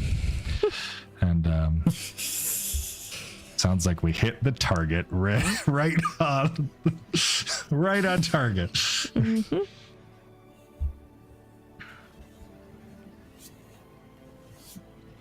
Over the course of many hours, you climb the mountain and find yourselves at the foot of what you believe to be the Borealis Academy. Towering above you, you see more Elysian, or as the Celestials would know it, Gothic architecture,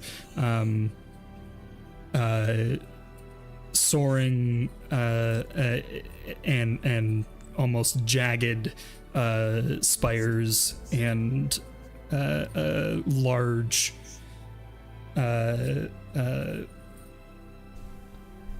blanking on the words, but like suspended ceilings,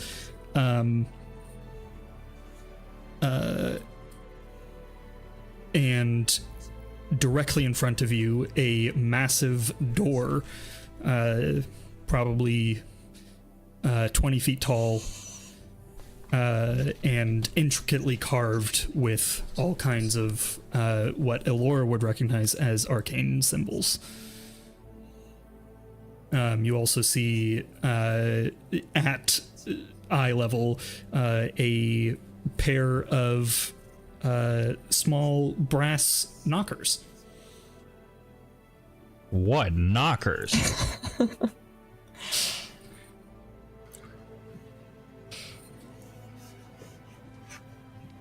All right, who's knocking? I imagine your fear would, No, I'm right? kidding. This is his area, but Yeah, that He's not does here. it does feel like Yeah. your fear thing. Absolutely. Well, your fear is currently staring off into space, not acknowledging any of you. Frozen in a block of ice. Yeah, exactly. I will try to knock the knocker.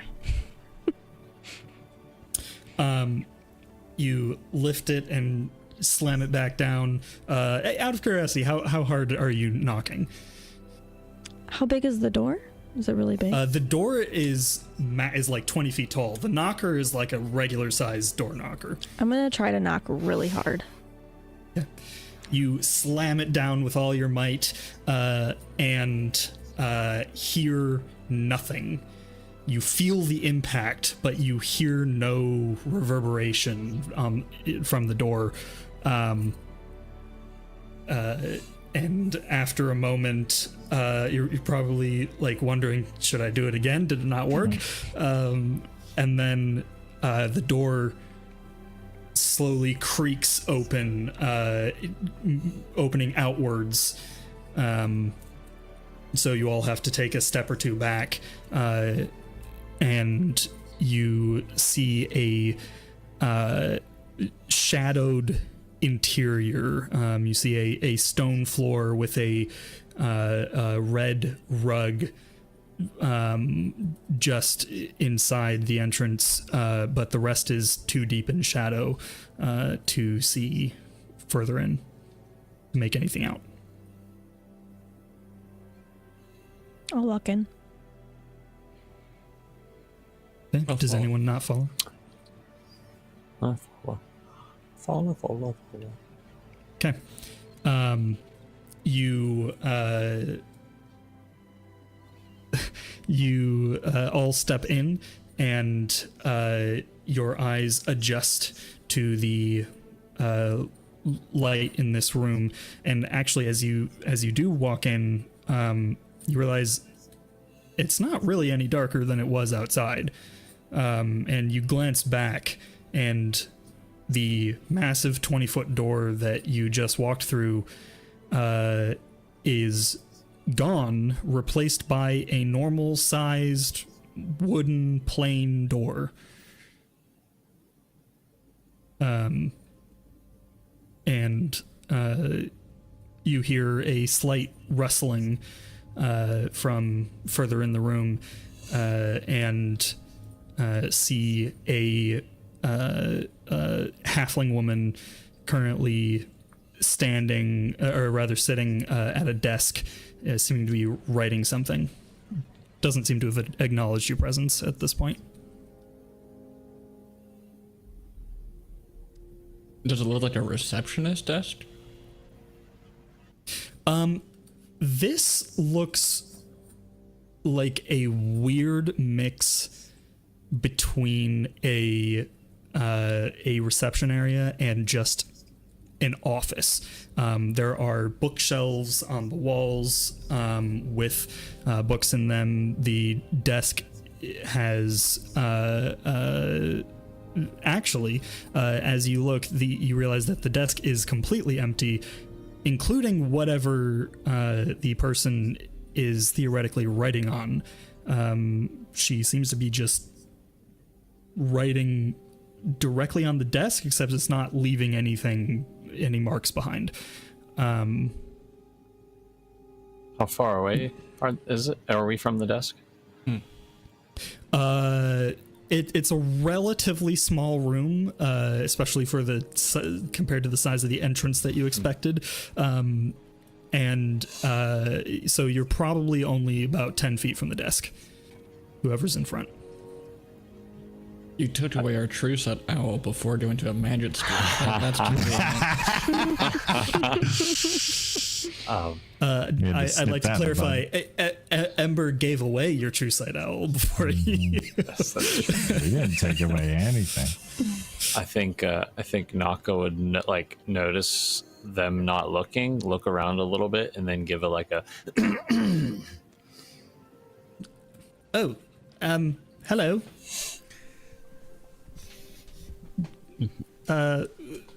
What are your names?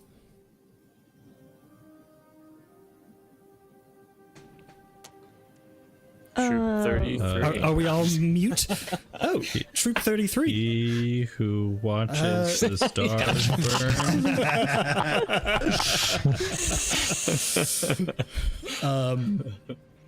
burn. Troop 33. I had something here. And she stands up and goes over to one of the bookshelves and mimes grabbing one of the binders on the shelves. It does not move, but she begins acting like she's flipping through something. And here we go. Troop 33 due soon for a visit with the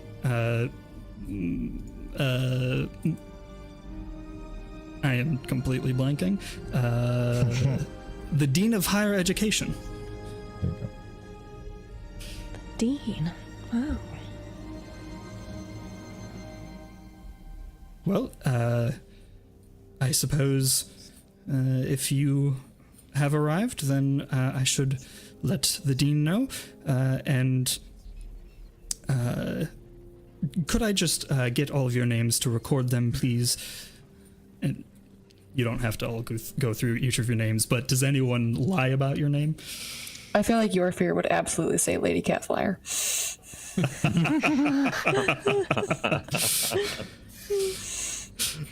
He might give a fake name. I don't know if he'll use that name, but Right. he would use a name. Yeah. Maybe he might use. Although he is coming in as Troop 33, so Fair. that is probably a known name. So he might. It's true. Well, he might not remember that, but he would be wise of him to use his real name. So then he definitely wouldn't.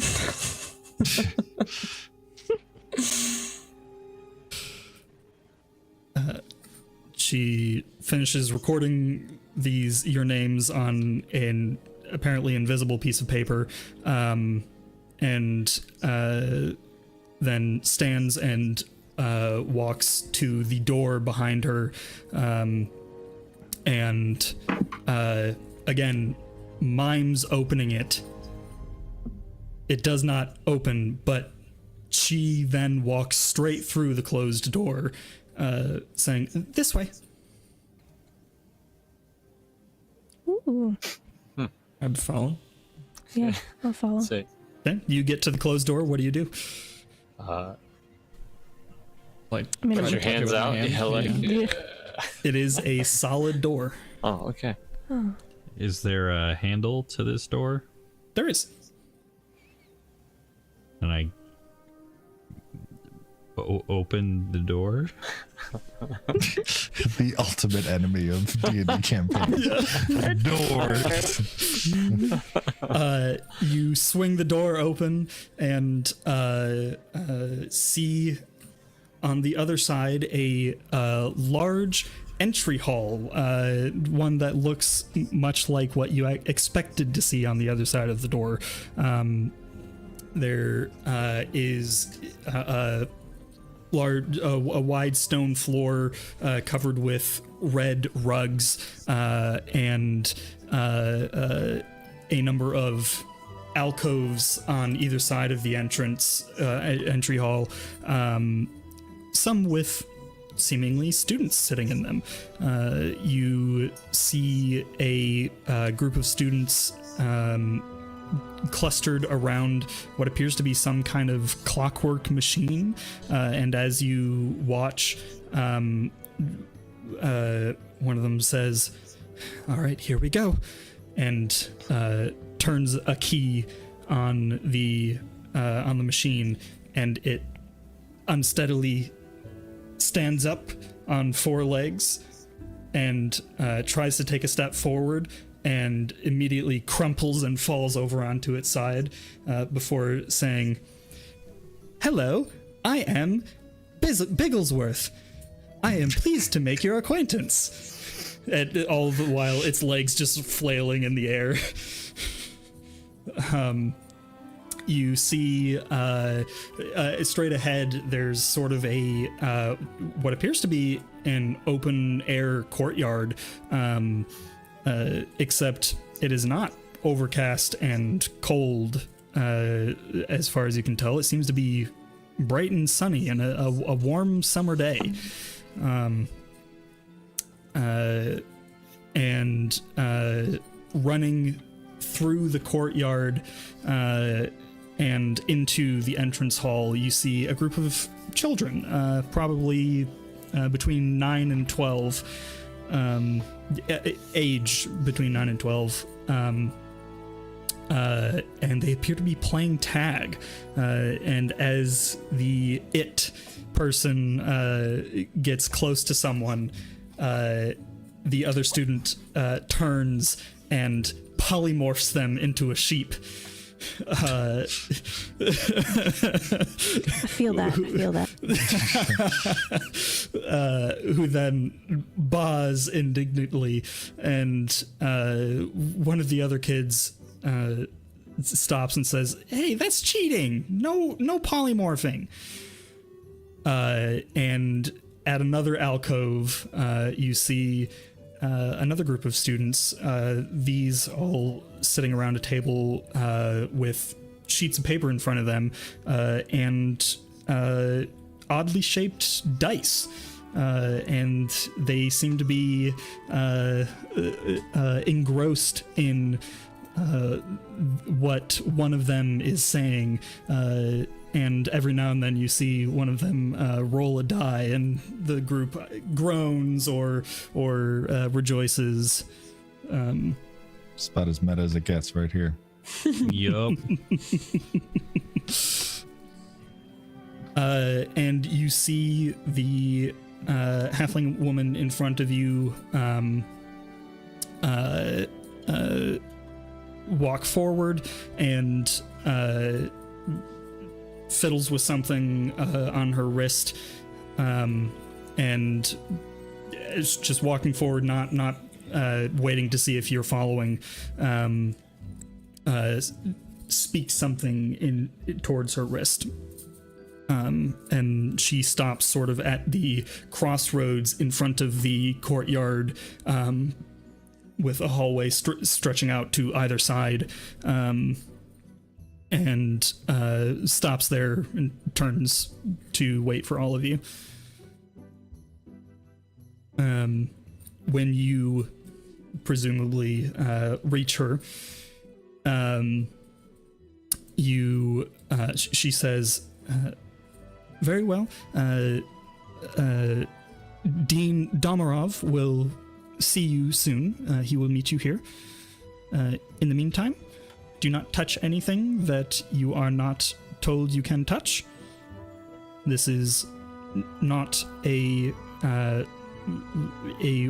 warning for the protection of our goods. This is a warning for your safety. There are dangerous things here. If you do not know what it is, do not touch it. Otherwise, enjoy your time here at the Borealis Academy.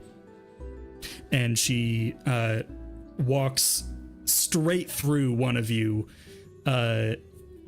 You feel nothing as she passes through and walks back to what you realize now is the large double doors that you had knocked on and walked through previously, and she disappears through the doors.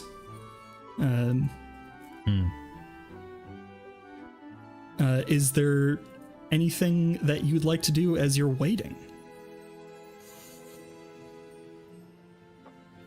Well, it's a good thing if he's not here, she'd be touching everything. There'd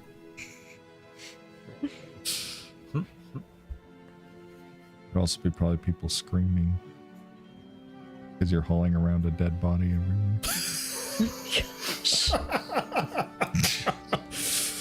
Yikes. Sorry, I'm not in the story. Right now. I don't know. Necromancy is one of the schools of magic. That is true.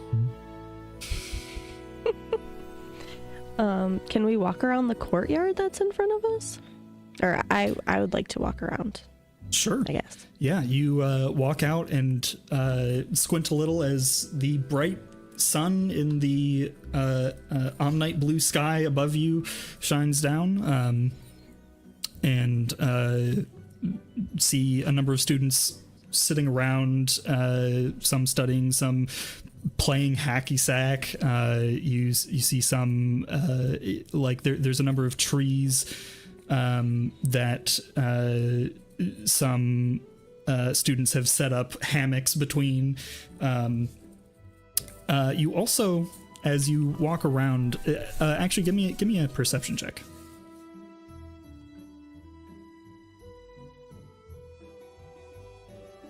14. 14. You notice a small group of students, each with a book out on the grass in front of them, with a green cover, a green leather cover, and it is a color that you recognize. Like my book? Like your book. Oh, I'm gonna go over to them. Maybe I'll even sit with them and open mine, like get mine out. Okay. They look up, and one of them says, "Oh, are you a new student? Haven't seen you in classes before." No, I'm just visiting. I have the same book as you. Are you alumni? No, I've never been here before. It's my father's book. Was he alumni? Not that I know of, no. Is this a book that's only from your school? I don't know. How old are these kids? They are probably not much younger than you, but actually give me an insight check. Ooh, 9. 9.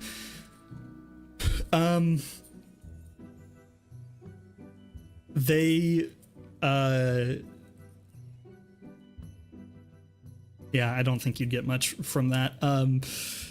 Other than they are nervous around you. Oh, okay. Well, I will leave you to your studies, young minds of brilliance. Do you know how to prestidigitate? I don't know. I'll. Man, let's see, I'm can really struggling with that one. I can. What do I want to do? I can do this. I'll minor illusion a. What would I do? A tiny dragon. How's that? Since we were Sure. just with the dragons.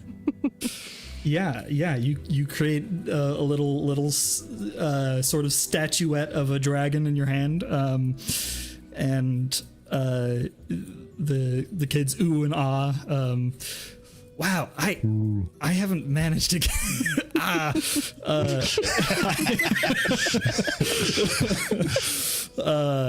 I haven't managed to get that one working yet. A good friend of mine and I worked on that one for a long time. It took a lot of practice. Was he an alumni? No, he was not an alumni.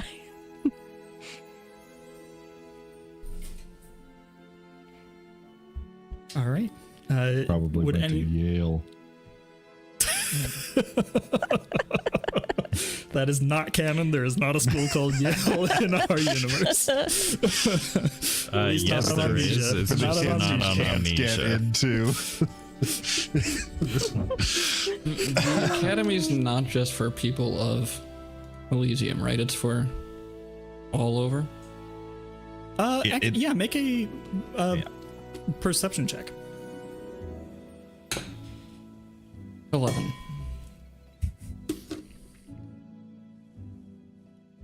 Cool. Ah. Your fear comes out of his block of ice and tells you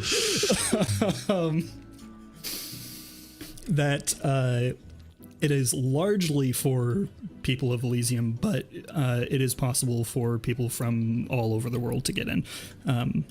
Maybe not as common, but possible.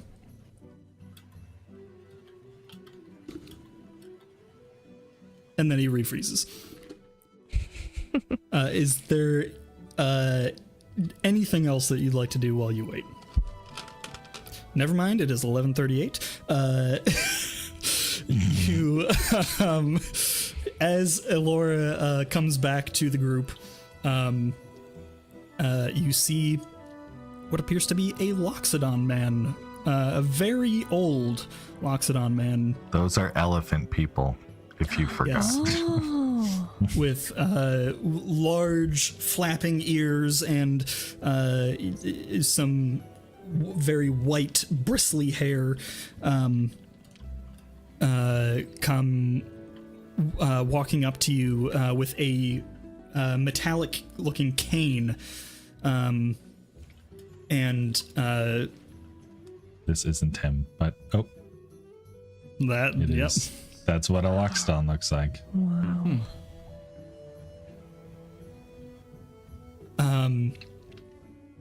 And walks up to you and says, "Hello, I take it you are the wardens that I was told to greet?" I think I'm just staring at him like mouth wide open right now, just nodding. It's worth noting, there's a very good chance that each of you have seen Loxodon before, though they wouldn't be very common. Okay. I suppose they'd be about as common as not Khajiit. What are you, Ember? Oh. No, Tabaxi? Tabaxi. Stupid Skyrim. I feel like there's a good chance, given Ember's reclusive clans, that maybe she has not seen one before. Yeah, that's a good point. This might be your first Loxodon. Dope. How tall are Loxodons? Pretty tall. They're pretty tall. Taller than you. little man. This one actually probably wouldn't be. He'd be hunched over his cane. So he's probably, probably an inch or two shorter than you. Although if he stood up, he would be right. several inches taller. All right.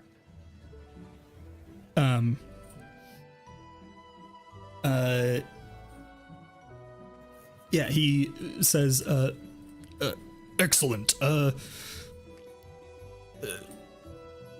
Well, if you would like to follow me, I can give you a tour of the building, unless there is anything pressing that you need to do first. I would probably speak up. I don't think a tour is necessary. We were told you guys like to solve new problems, and I think we've got a problem this world has never seen before. As you say that, he give me a perception check, and he looks closer at all of you, particularly you, Vidar, sort of adjusting his glasses. What'd you get? Natural 20, but 19. I have a -1.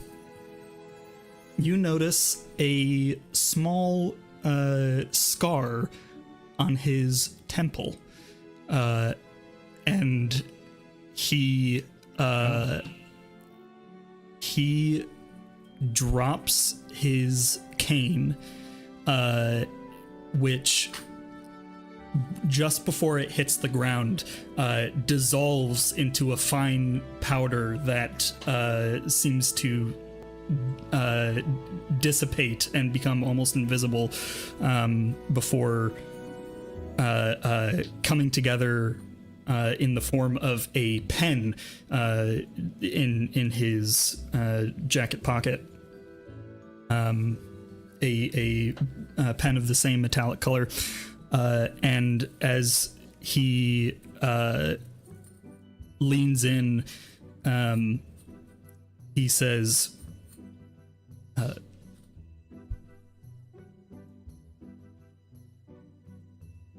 I had not been made aware that we were being graced with, it seems, the presence of certainly Digian Collective, and unless I miss my guess, Alsham Union and Universal Coalition. Oh, dang it! He rustles in his pockets for a moment and pulls out a scroll, and begins reciting what appears to be a spell.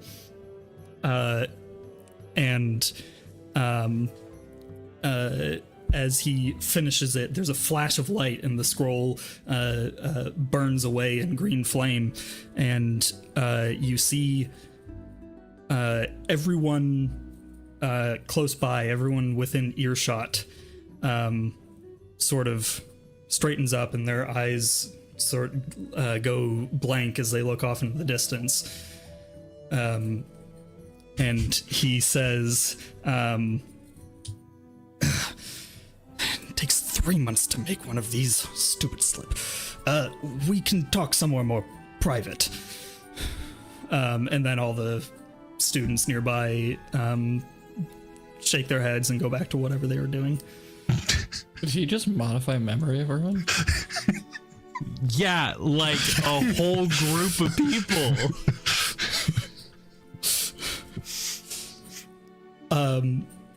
He begins That's a leading nasty you. spell for those who weren't familiar.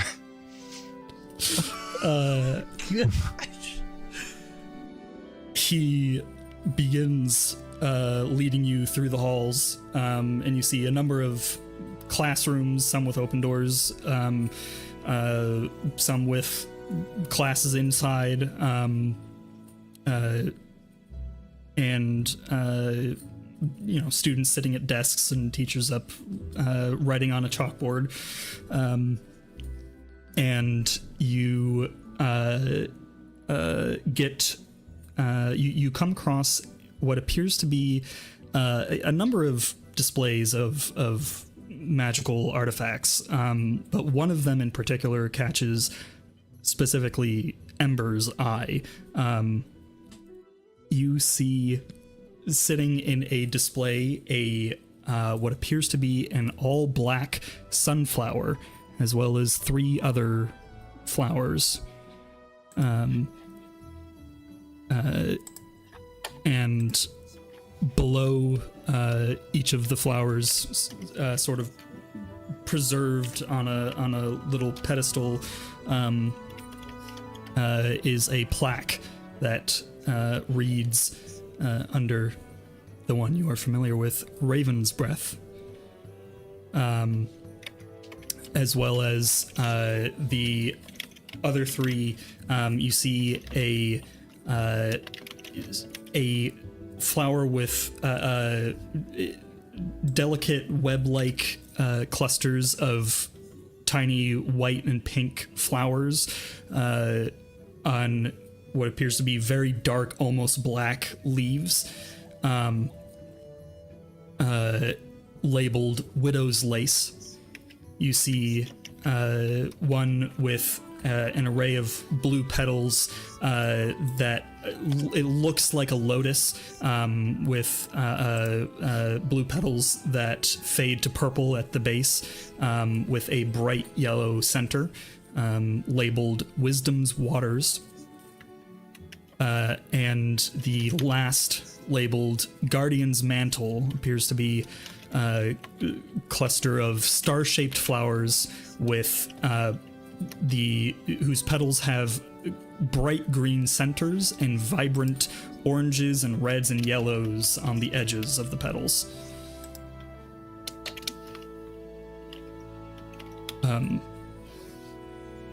Would you like to stop, or are you just continuing following the Loxodon man? All of those are like perfectly preserved flowers. Give me an investigation check. Or a nature check, if you prefer. 15.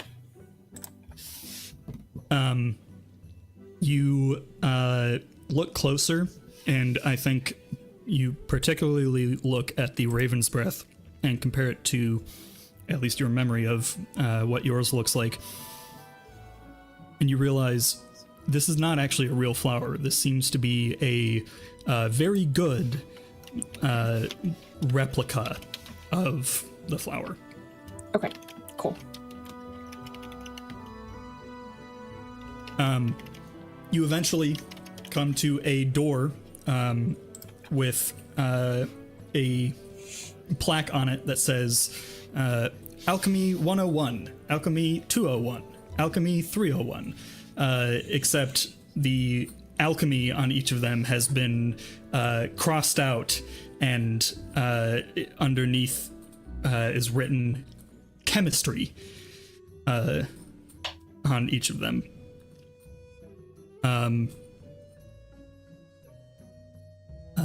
He opens the door, and inside you see an alchemy lab. You see benches with cauldrons on them, and burners, and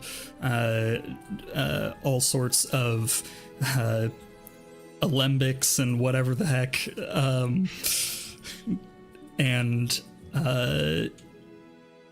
You see 2 doors in this room, other than the one you just walked through. And he closes the door behind him, and then says, "One moment," and walks through one of the other 2 doors, and you see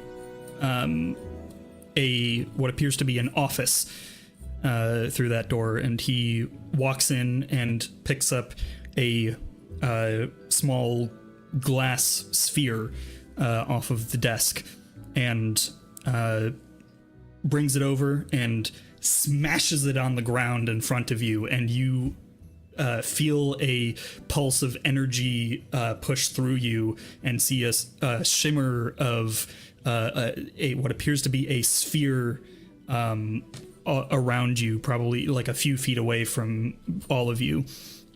And you realize that you suddenly cannot hear the bustle of the castle outside.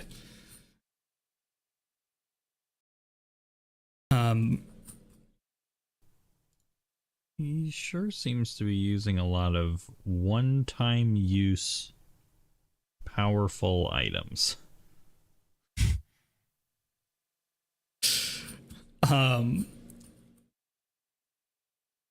This is a school of magic, but he says, I'm terribly sorry.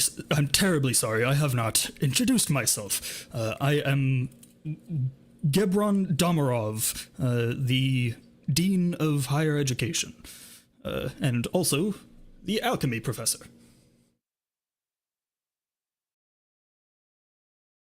Nice to meet you.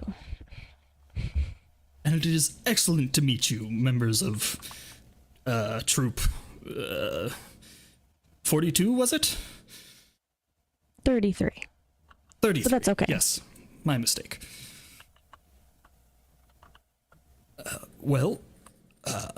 You seem to be in a bit of a hurry, and I must admit I am extremely curious as to what has brought you here. I notice your scar here. Were you from the collective? A long time ago, in a different life. Yes. Different life. I mean, not literally. Oh, okay. So you're old. Yes, thank you for pointing it out. I am 137 this spring. Oh, so you've come here recently, not before the war.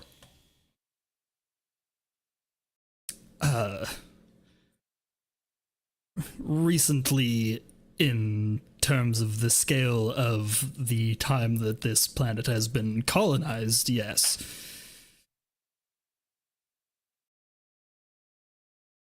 Got it. So you're aware of the Arno?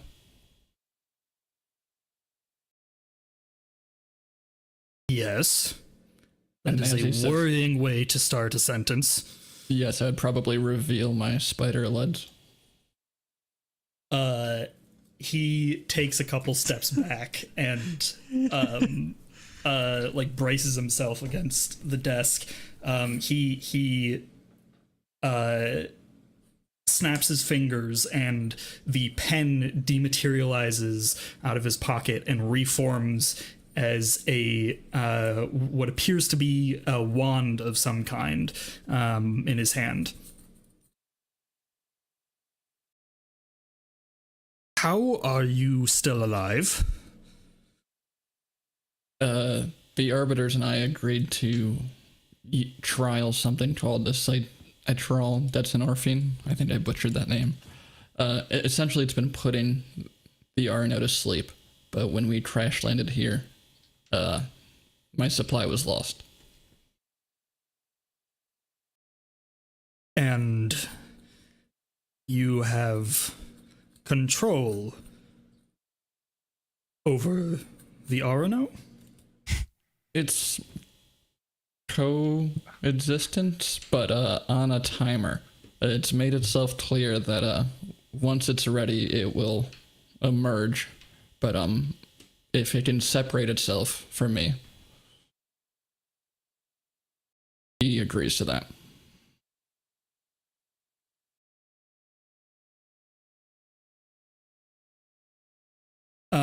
He slowly lowers his wand.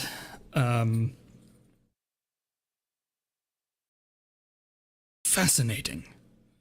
You've actually communicated with it. Yeah. I think, and it thinks back to me. It appears in dreams sometimes. Not the most pleasant dreams, but yeah. For what it's worth, it's also communicated with us, although it wasn't easy to understand.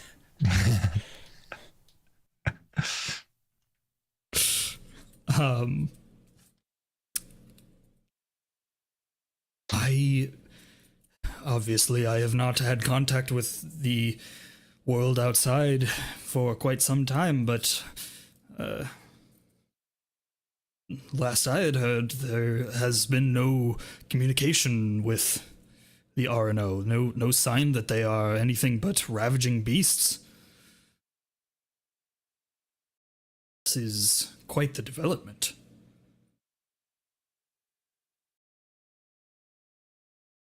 Well, I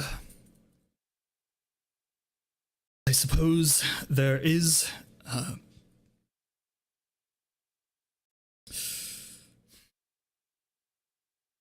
I can perhaps arrange for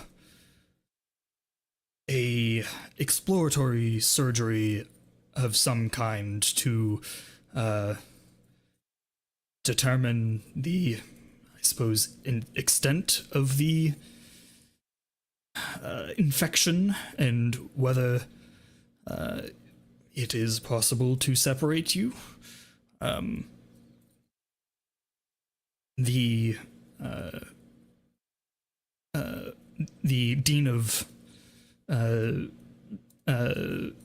anatomy is unfortunately indisposed at the moment. He will not be available until the morning, but I can certainly set that up for you. In the meantime, I can run a scan on you to try to determine more about the RNO. Would this be agreeable to you? Of course. We're happy to comply. My goodness, are you referring to yourself as we now? That's very concerning. It can control my actions if I do things it doesn't want. So, we've had a conversation about this beforehand. So, yes, we.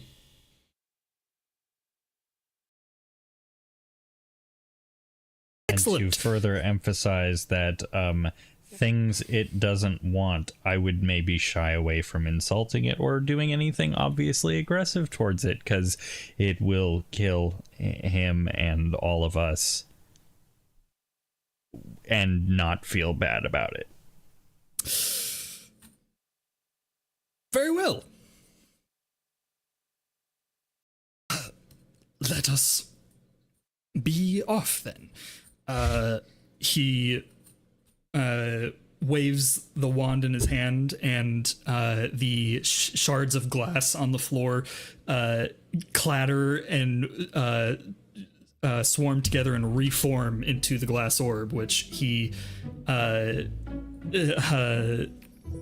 drops the wand, and it dematerializes, and the cloud of almost smoke reforms into his cane, and he bends over and grabs the sphere off the ground and pockets it.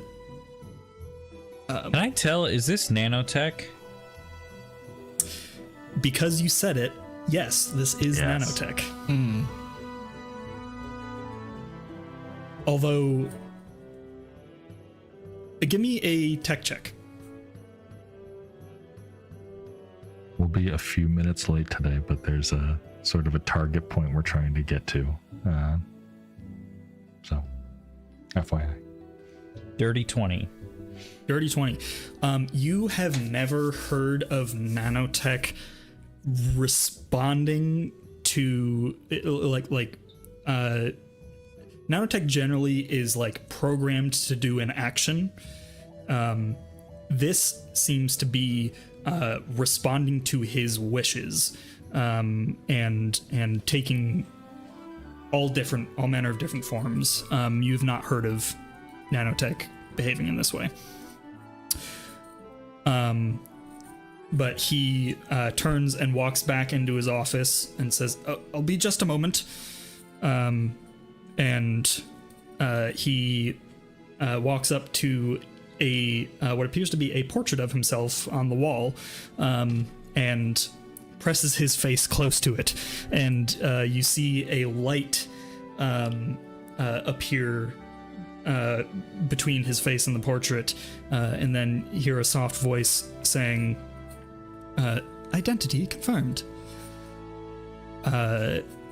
And you hear the other door in the room click open, and as he walks out of the office and shuts it behind him, you also see what appears to be an Omni floating with him now. And Vidar, you in particular, notice a rather strange addition to this Omni, what appears to be a node wired into the crystal.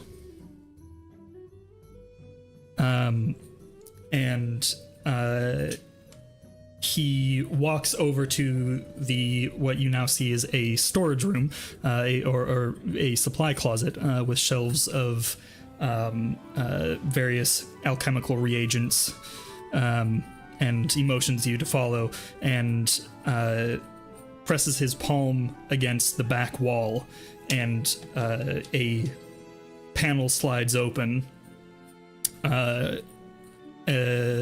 revealing when I say panel, I mean essentially a door opens on the wall in front of him, revealing a relatively small, boxy room. And he slowly walks in and come now. We apparently do not have much time to lose. Presumably you all follow him in, and the door slides shut, and he says, could one of you please press B for me?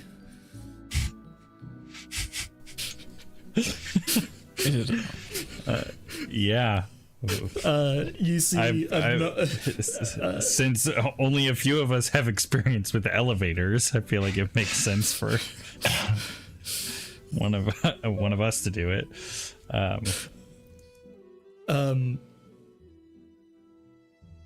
You press the button, and all of you feel the floor shudder, and you feel maybe a little bit lighter as the elevator begins to sink, and the door opens again to reveal a dimly lit stone corridor,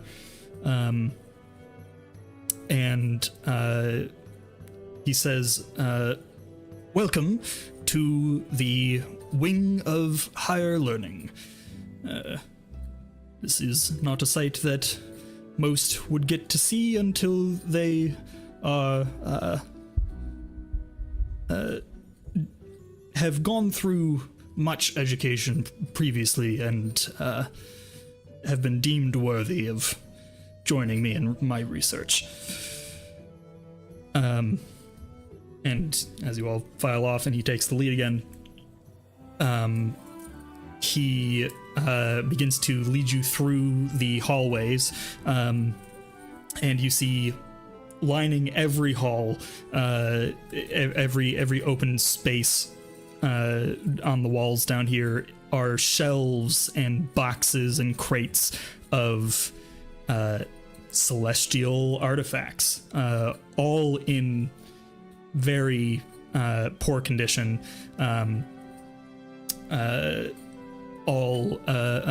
You see what appears to be a pharaoh blade, broken in half, sitting on a shelf. You see a a little further down the hall, you see what appears to be a shipping container in a larger side room, which there are two people currently in there unloading the shipping container, which Iggy, you notice is marked with the waveform logo. And they seem to be unloading clothes from it, as well as a few boxes of chilies, chips, and salsa. Which are in remarkably good condition.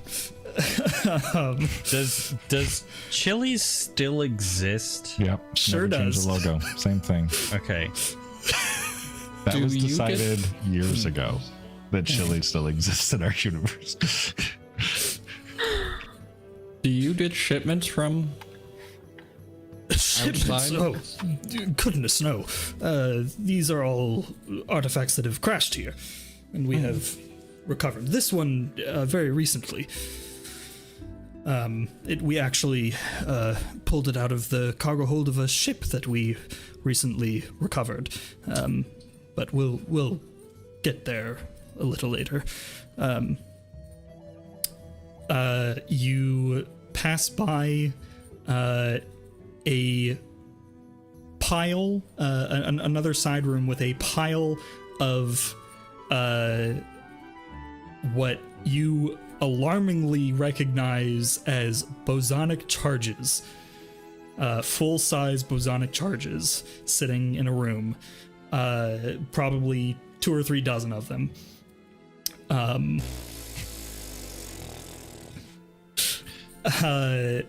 And They're probably the most common thing to drop out of the sky, let's be honest. I mean, yeah, that makes sense.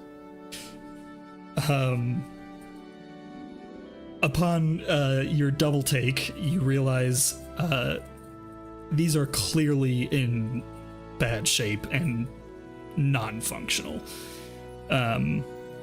You don't think Okay, that not bad shape as in unstable. No.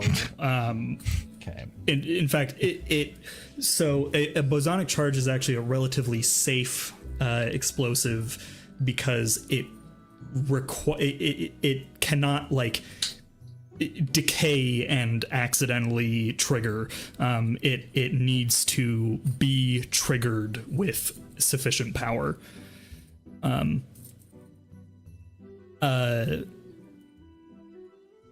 You also pass another room that has what appears to be an anchor in it. Not a ship anchor.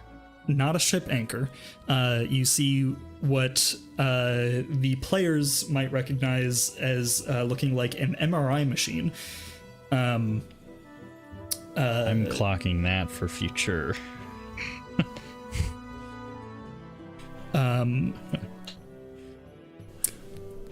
Finally, he leads you to a set of sort of small chambers,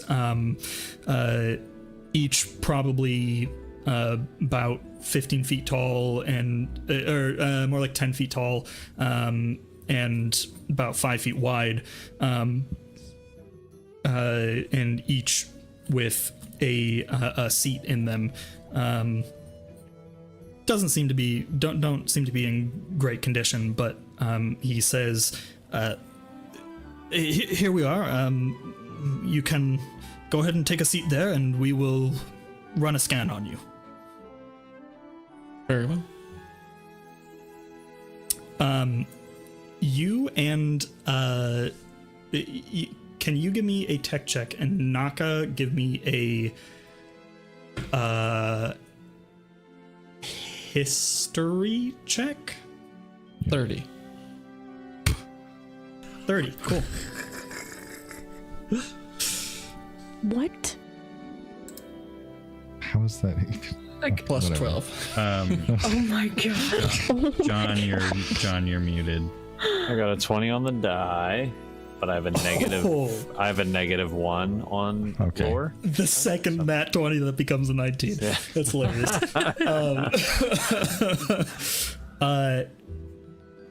As you settle into the seat, Vidar, you realize, you look around and realize there is absolutely zero scanning hardware in this chamber.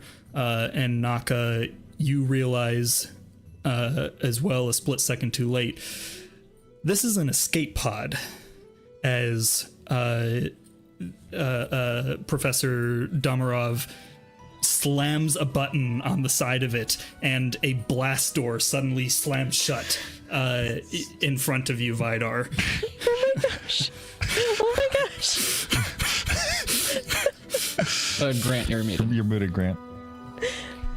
You're telling me with a 30 tech check and a natural 20 on this lore check, neither of them realized this in time to react to this?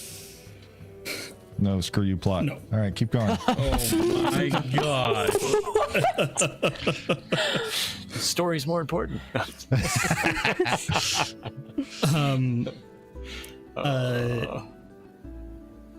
Yeah, you realize what they are. You would not have known what was going on if you had not passed those checks. Vidar, you immediately feel the legs of the RNO stretch out and begin kicking. Yeah, kicking at the sides, at the blast door in front of you, desperate to get out, as you both realize what this is. You also notice, through the panic, what appears to be a box of food and water sitting next to the chair in here.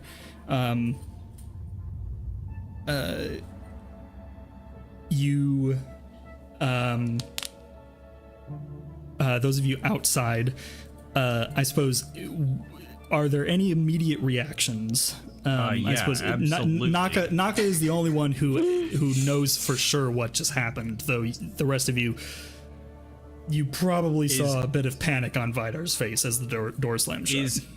Is the escape pod, does it seem to have been activated, like it's turned on? No, it does not. It just seems that the door has slammed shut. Was that an automatic process?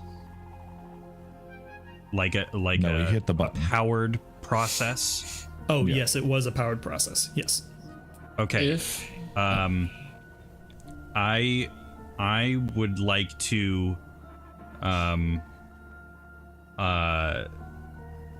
look at Naka very quickly and say, "May I?" Absolutely. I extend it to you and hand it to you. And I would like to cast off on the pod, just to shut down any power. Sure. To that. Sure. Yeah. And then ignite the blade and point it straight at him. Okay. Yeah, he sort of still leaning against the pod, says, "Do not worry, your friend is safe. He will not be harmed. Unfortunately, we are not safe if he is free to roam. I must insist that he stay restrained inside this pod until such time as we are ready to operate on him." Can I insight check the crap out of this? You sure can. Can I assist in any way I possibly can? Great roll. Yeah. Sure. I got a 27 on that okay. insight. 27. Perfect. Without Lovely. advantage or anything. I mean, I suppose I'll roll to see if I got a natural 20. No. Okay. 27. Yeah, you beat me by 20. So, he seems genuinely terrified of this, of the RNO, and also genuine about not wanting to hurt your friend.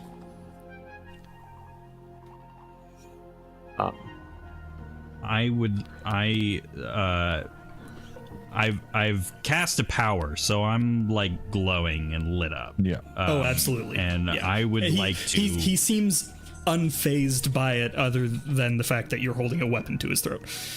Okay, I would like to intimidate the shit out of him. Oh, and sure. Just Sure. like, were you not listening when I said don't do anything to upset this thing? Roll an intimidation check. I will assist with the intimidation. For sure. I have a tet power that would teleport me to something I would see. If it controls me, it would probably try to cast that to get out. I don't think it cannot- control you. Oh, It okay. can control its arms, right? Right. Got it. Yeah. And can I also assist in a different way with not just the roll as well? Sure, go ahead. Okay, so I'm going to cast Alter Self. Okay. And I'm going to... okay, so I can change my appearance. I'm going to... I think hang on, I was working on this. I hope it saved it.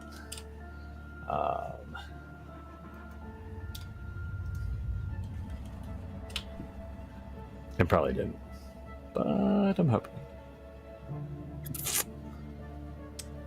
I got a It did. 24 on my intimidation check. Perfect. 24. Anyway, Naka will grow horns out of the top of his head. He will also grow claws, and his eyes will be red. Excellent. Sick.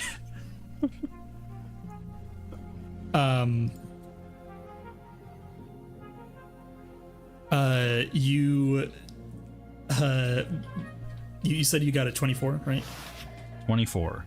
Yeah. You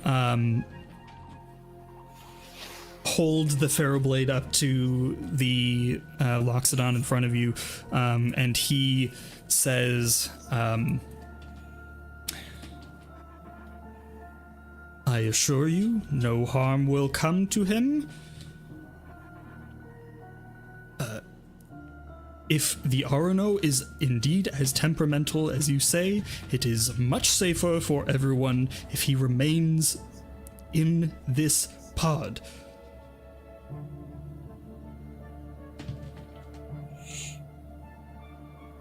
Whether or not you want to harm him, this action could kill him.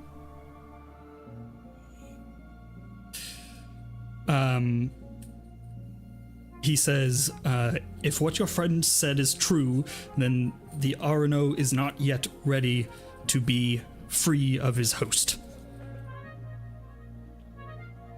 But he is perfectly capable of killing his host. And itself in the willing process. to. Is willing to.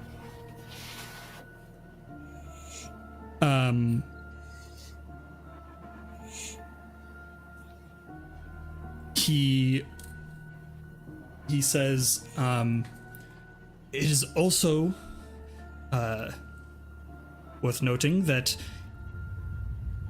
even if he were to be let out, he would not be able to come with us to where we are going, as it requires passing through a decontamination chamber of sorts. which would be quite harmful to the RNO inside our friend and therefore to us. I assure you he is much safer, as are we, inside this pod. You do notice, however, that the hand on the button is shaking.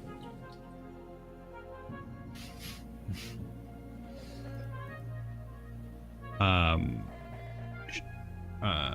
I get a read on what type of shaking it is? Is it like fear, or does he seem like is this the button that he pushed to shut the door, or is this a button that could potentially activate something else? No, this is the one he pushed to shut the door. He's essentially, like, when he pushed it, he like leaned his whole body against the pod, and is using it to prop himself up, it seems.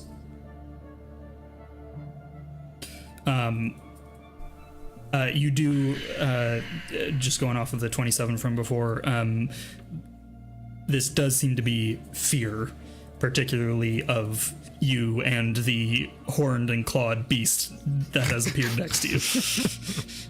He is glancing between Naka and you, your eyes, and the tip of the ferro blade in front of him rapidly. If he dies because of this action you've taken, you will join him. I will accept that risk.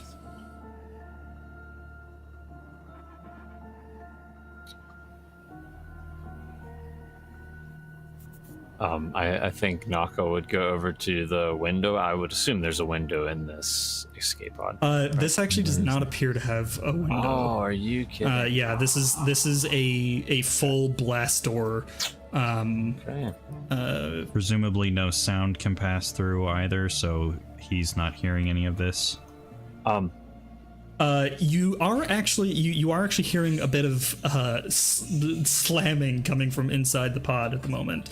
Can I send an encrypted message to Vidar? Or is you that can certainly try. Let me read up on the. Mm-hmm. We're almost there. Do I have to see him? Stone. It can go through 1 foot of stone, 1 inch of common metal, a thin sheet of lead, or 3 feet of wood blocks. Okay, this is definitely more than an inch of metal. Can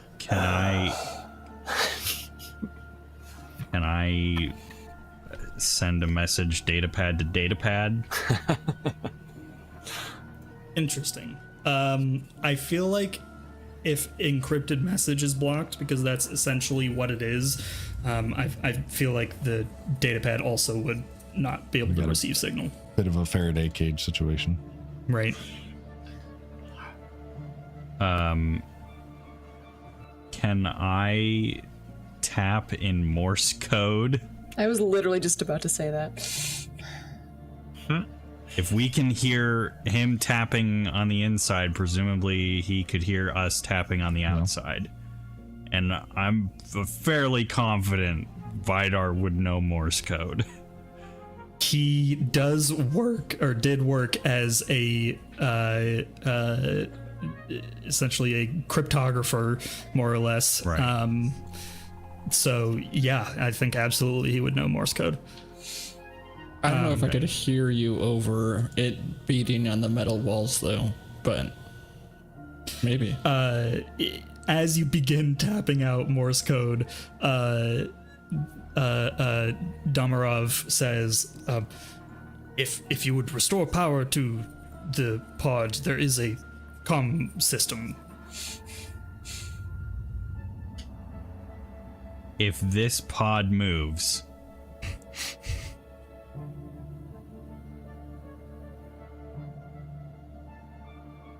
I don't have to finish that sentence. Indeed not. I will cast on. and he presses a different button and holds it down with his thumb and gestures towards you.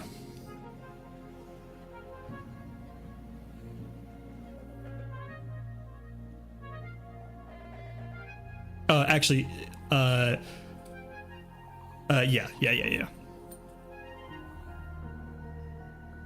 Vidar, we are handling this on the outside. If anything happens to you on the inside, we will burn this place to the ground.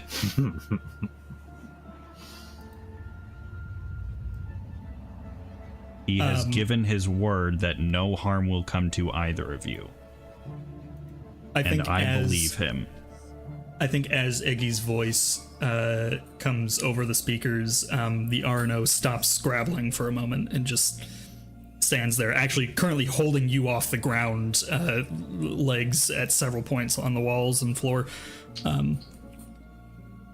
You do see a small speaker grill with a button below it. I would probably go over to that. Yeah, I mean, you don't need to go over, it's a small pot, but you reach over and press the button. How long will it take? I'll look at presumably till the anatomy dude shows up. Just overnight. There is food and water in there. Unfortunately, I know it is not the most comfortable place, but this was designed to withstand an RNO inside. So your That's not concerning at all. friend would be well advised to save his strength. Its strength.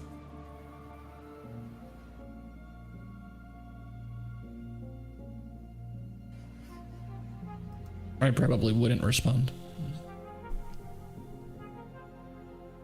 Okay. You should look at your food. Can I look at my food? It's Is it probably chili better chips than and the salsa? foot. It is Chili's chips. Chili's chips and salsa. Probably the bag ripped open at this point. It's got scuffed. Probably. Is there a microwave in there so you can heat it up for 30 seconds so the chips are all toasty again? No. Actually, there is a microwave in the side, but it seems to be non-functional. All right. Are we moving on from here, or would anyone like to do anything? Okay.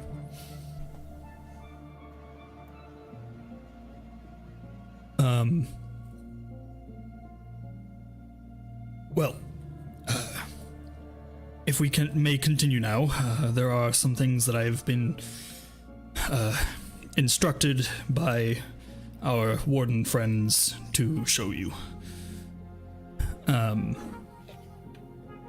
he begins walking down the hall, hand very unsteady on his cane.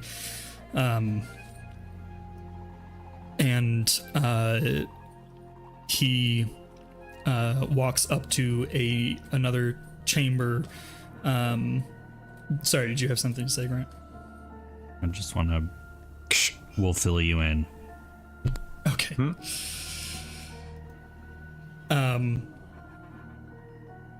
He leads you to another room, a relatively small room that seems to be all white walls and ceiling with what looks to be a drain in the floor and something a lot like fire sprinklers in the ceiling. If you would please enter the chamber one at a time, and you can be let through. I will go through first so you can see that it is not dangerous. I imagine this is probably a pretty familiar thing to me. Yeah, you would have seen something like this. Probably a more refined, not as cobbled together version, but yeah. And Naka as well would have seen something like this before. He walks in, and the door shuts, and there is a window in this one. And you can see inside. He presses a button on the wall, and the sprinklers above begin spraying him with some kind of green liquid. And he stands there, eyes closed, for a moment until the spray stops, and seemingly vents open up on the sides and begin blowing air at him to dry him rapidly. And then the door in front of him opens, and he steps through. Does anyone not go through this chamber?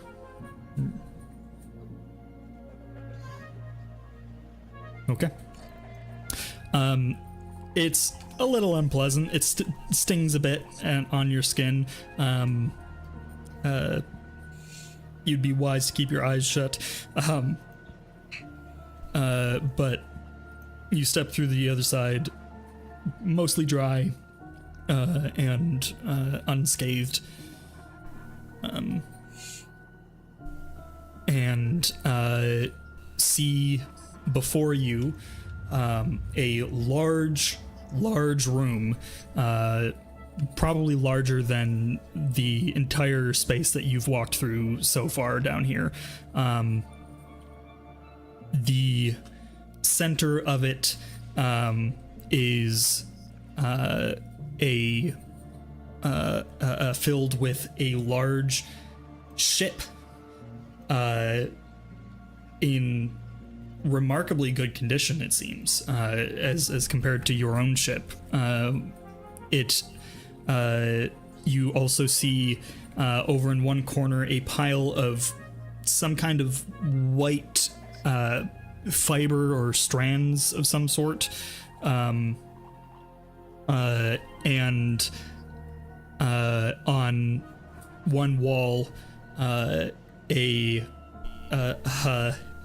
probably a very alarming sight for the two Celestials, would appear to be several dozen Arano of various ages and sizes pinned to the wall, like an entomologist, a bug collector pinning specimens.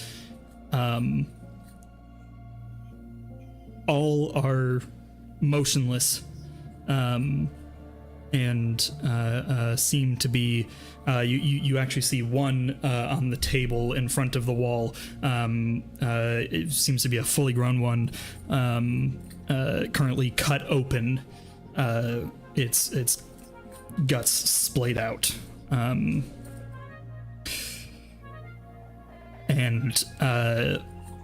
he steps forward and announces, "I give you the pride of our collection, the Umbra Imago." And that is where we'll pick up next week on the Tales of Amnesia Lunar Eclipse, as John has an existential crisis. And why is that? Does that name sound familiar to you, John Naka? Oh, yeah, absolutely. What was that? It's the very ship of my father. Oh. All right. See y'all next week. Yeah, we'll pick up next week.